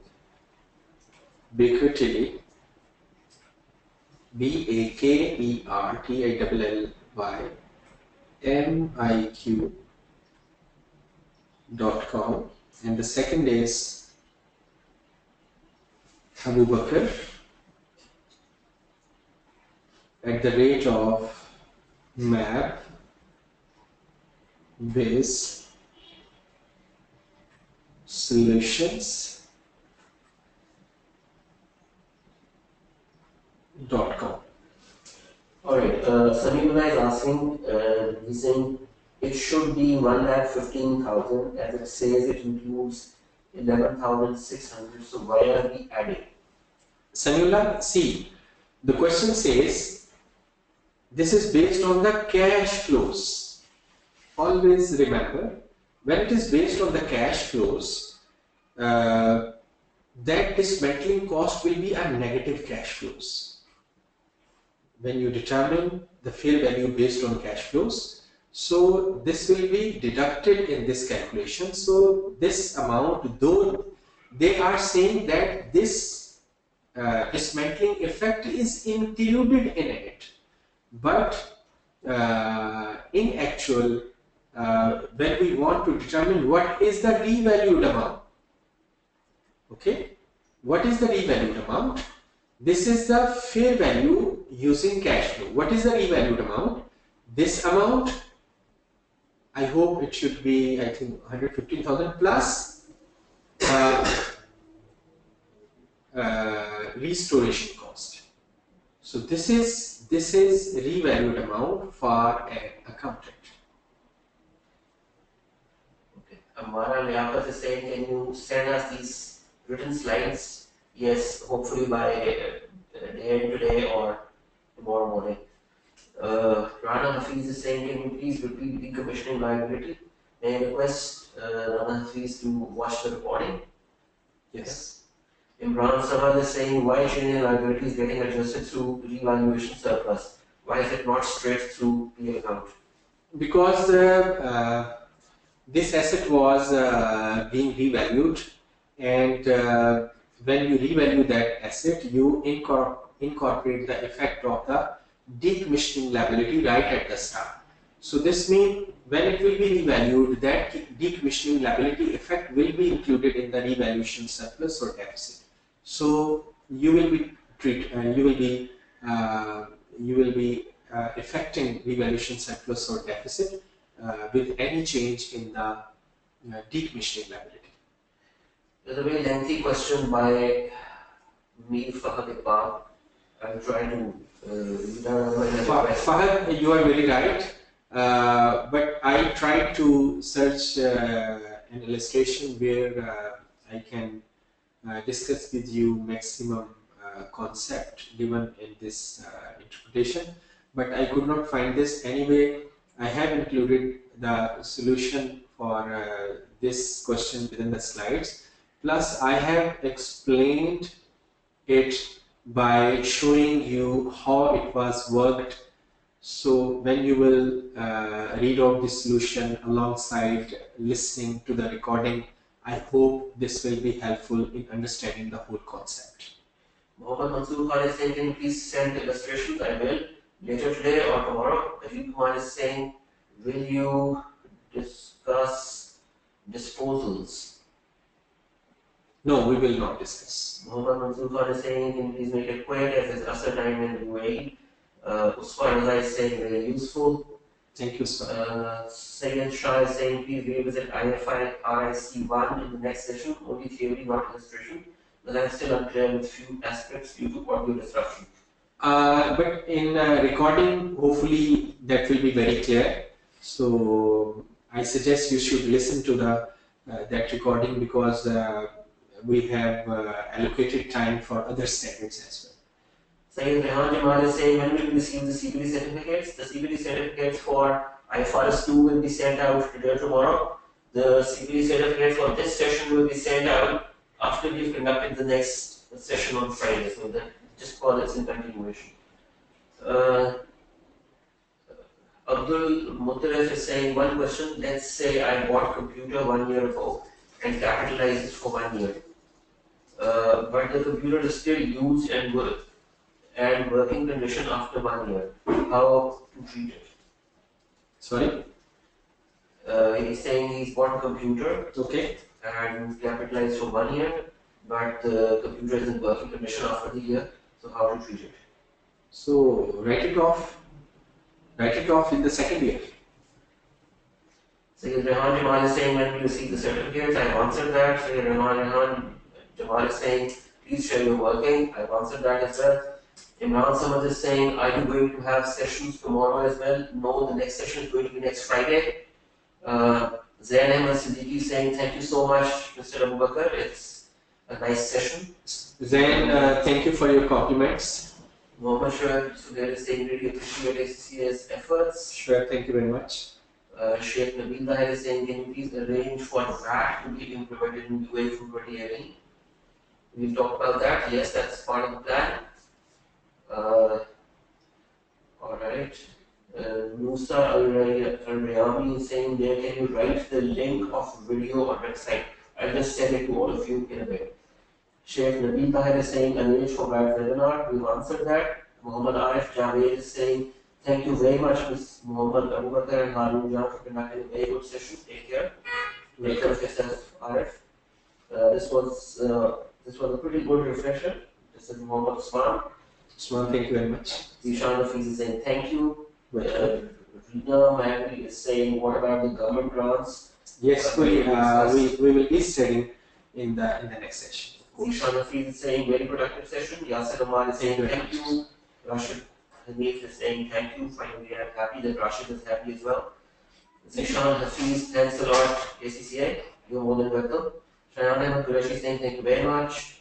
And I think there are so many comments of praise. Collectively, I think we can thank all of you. It would not have been possible without such a good interactive audience. Please stay put for our next session on Friday. It will begin at 3 p.m. and will continue till 7 p.m. Pakistan time. I think that's all from the newsroom. Till the next. And I thank you all of you for active participation in this session, and thank you for your compliments. And this really is the real reward for our effort. And thank you again. I am just going to type the address of the Vimeo channel and will send it to all of you. www.vimeo.com/ACCA Pakistan. I'm sending it to all. Please see, you should have received it. Please note this down. I am going to, just as the recordings are available, I am going to upload them on this address. Thank you all very much and see you next week. Take care. Inshallah. Thank you. Bye.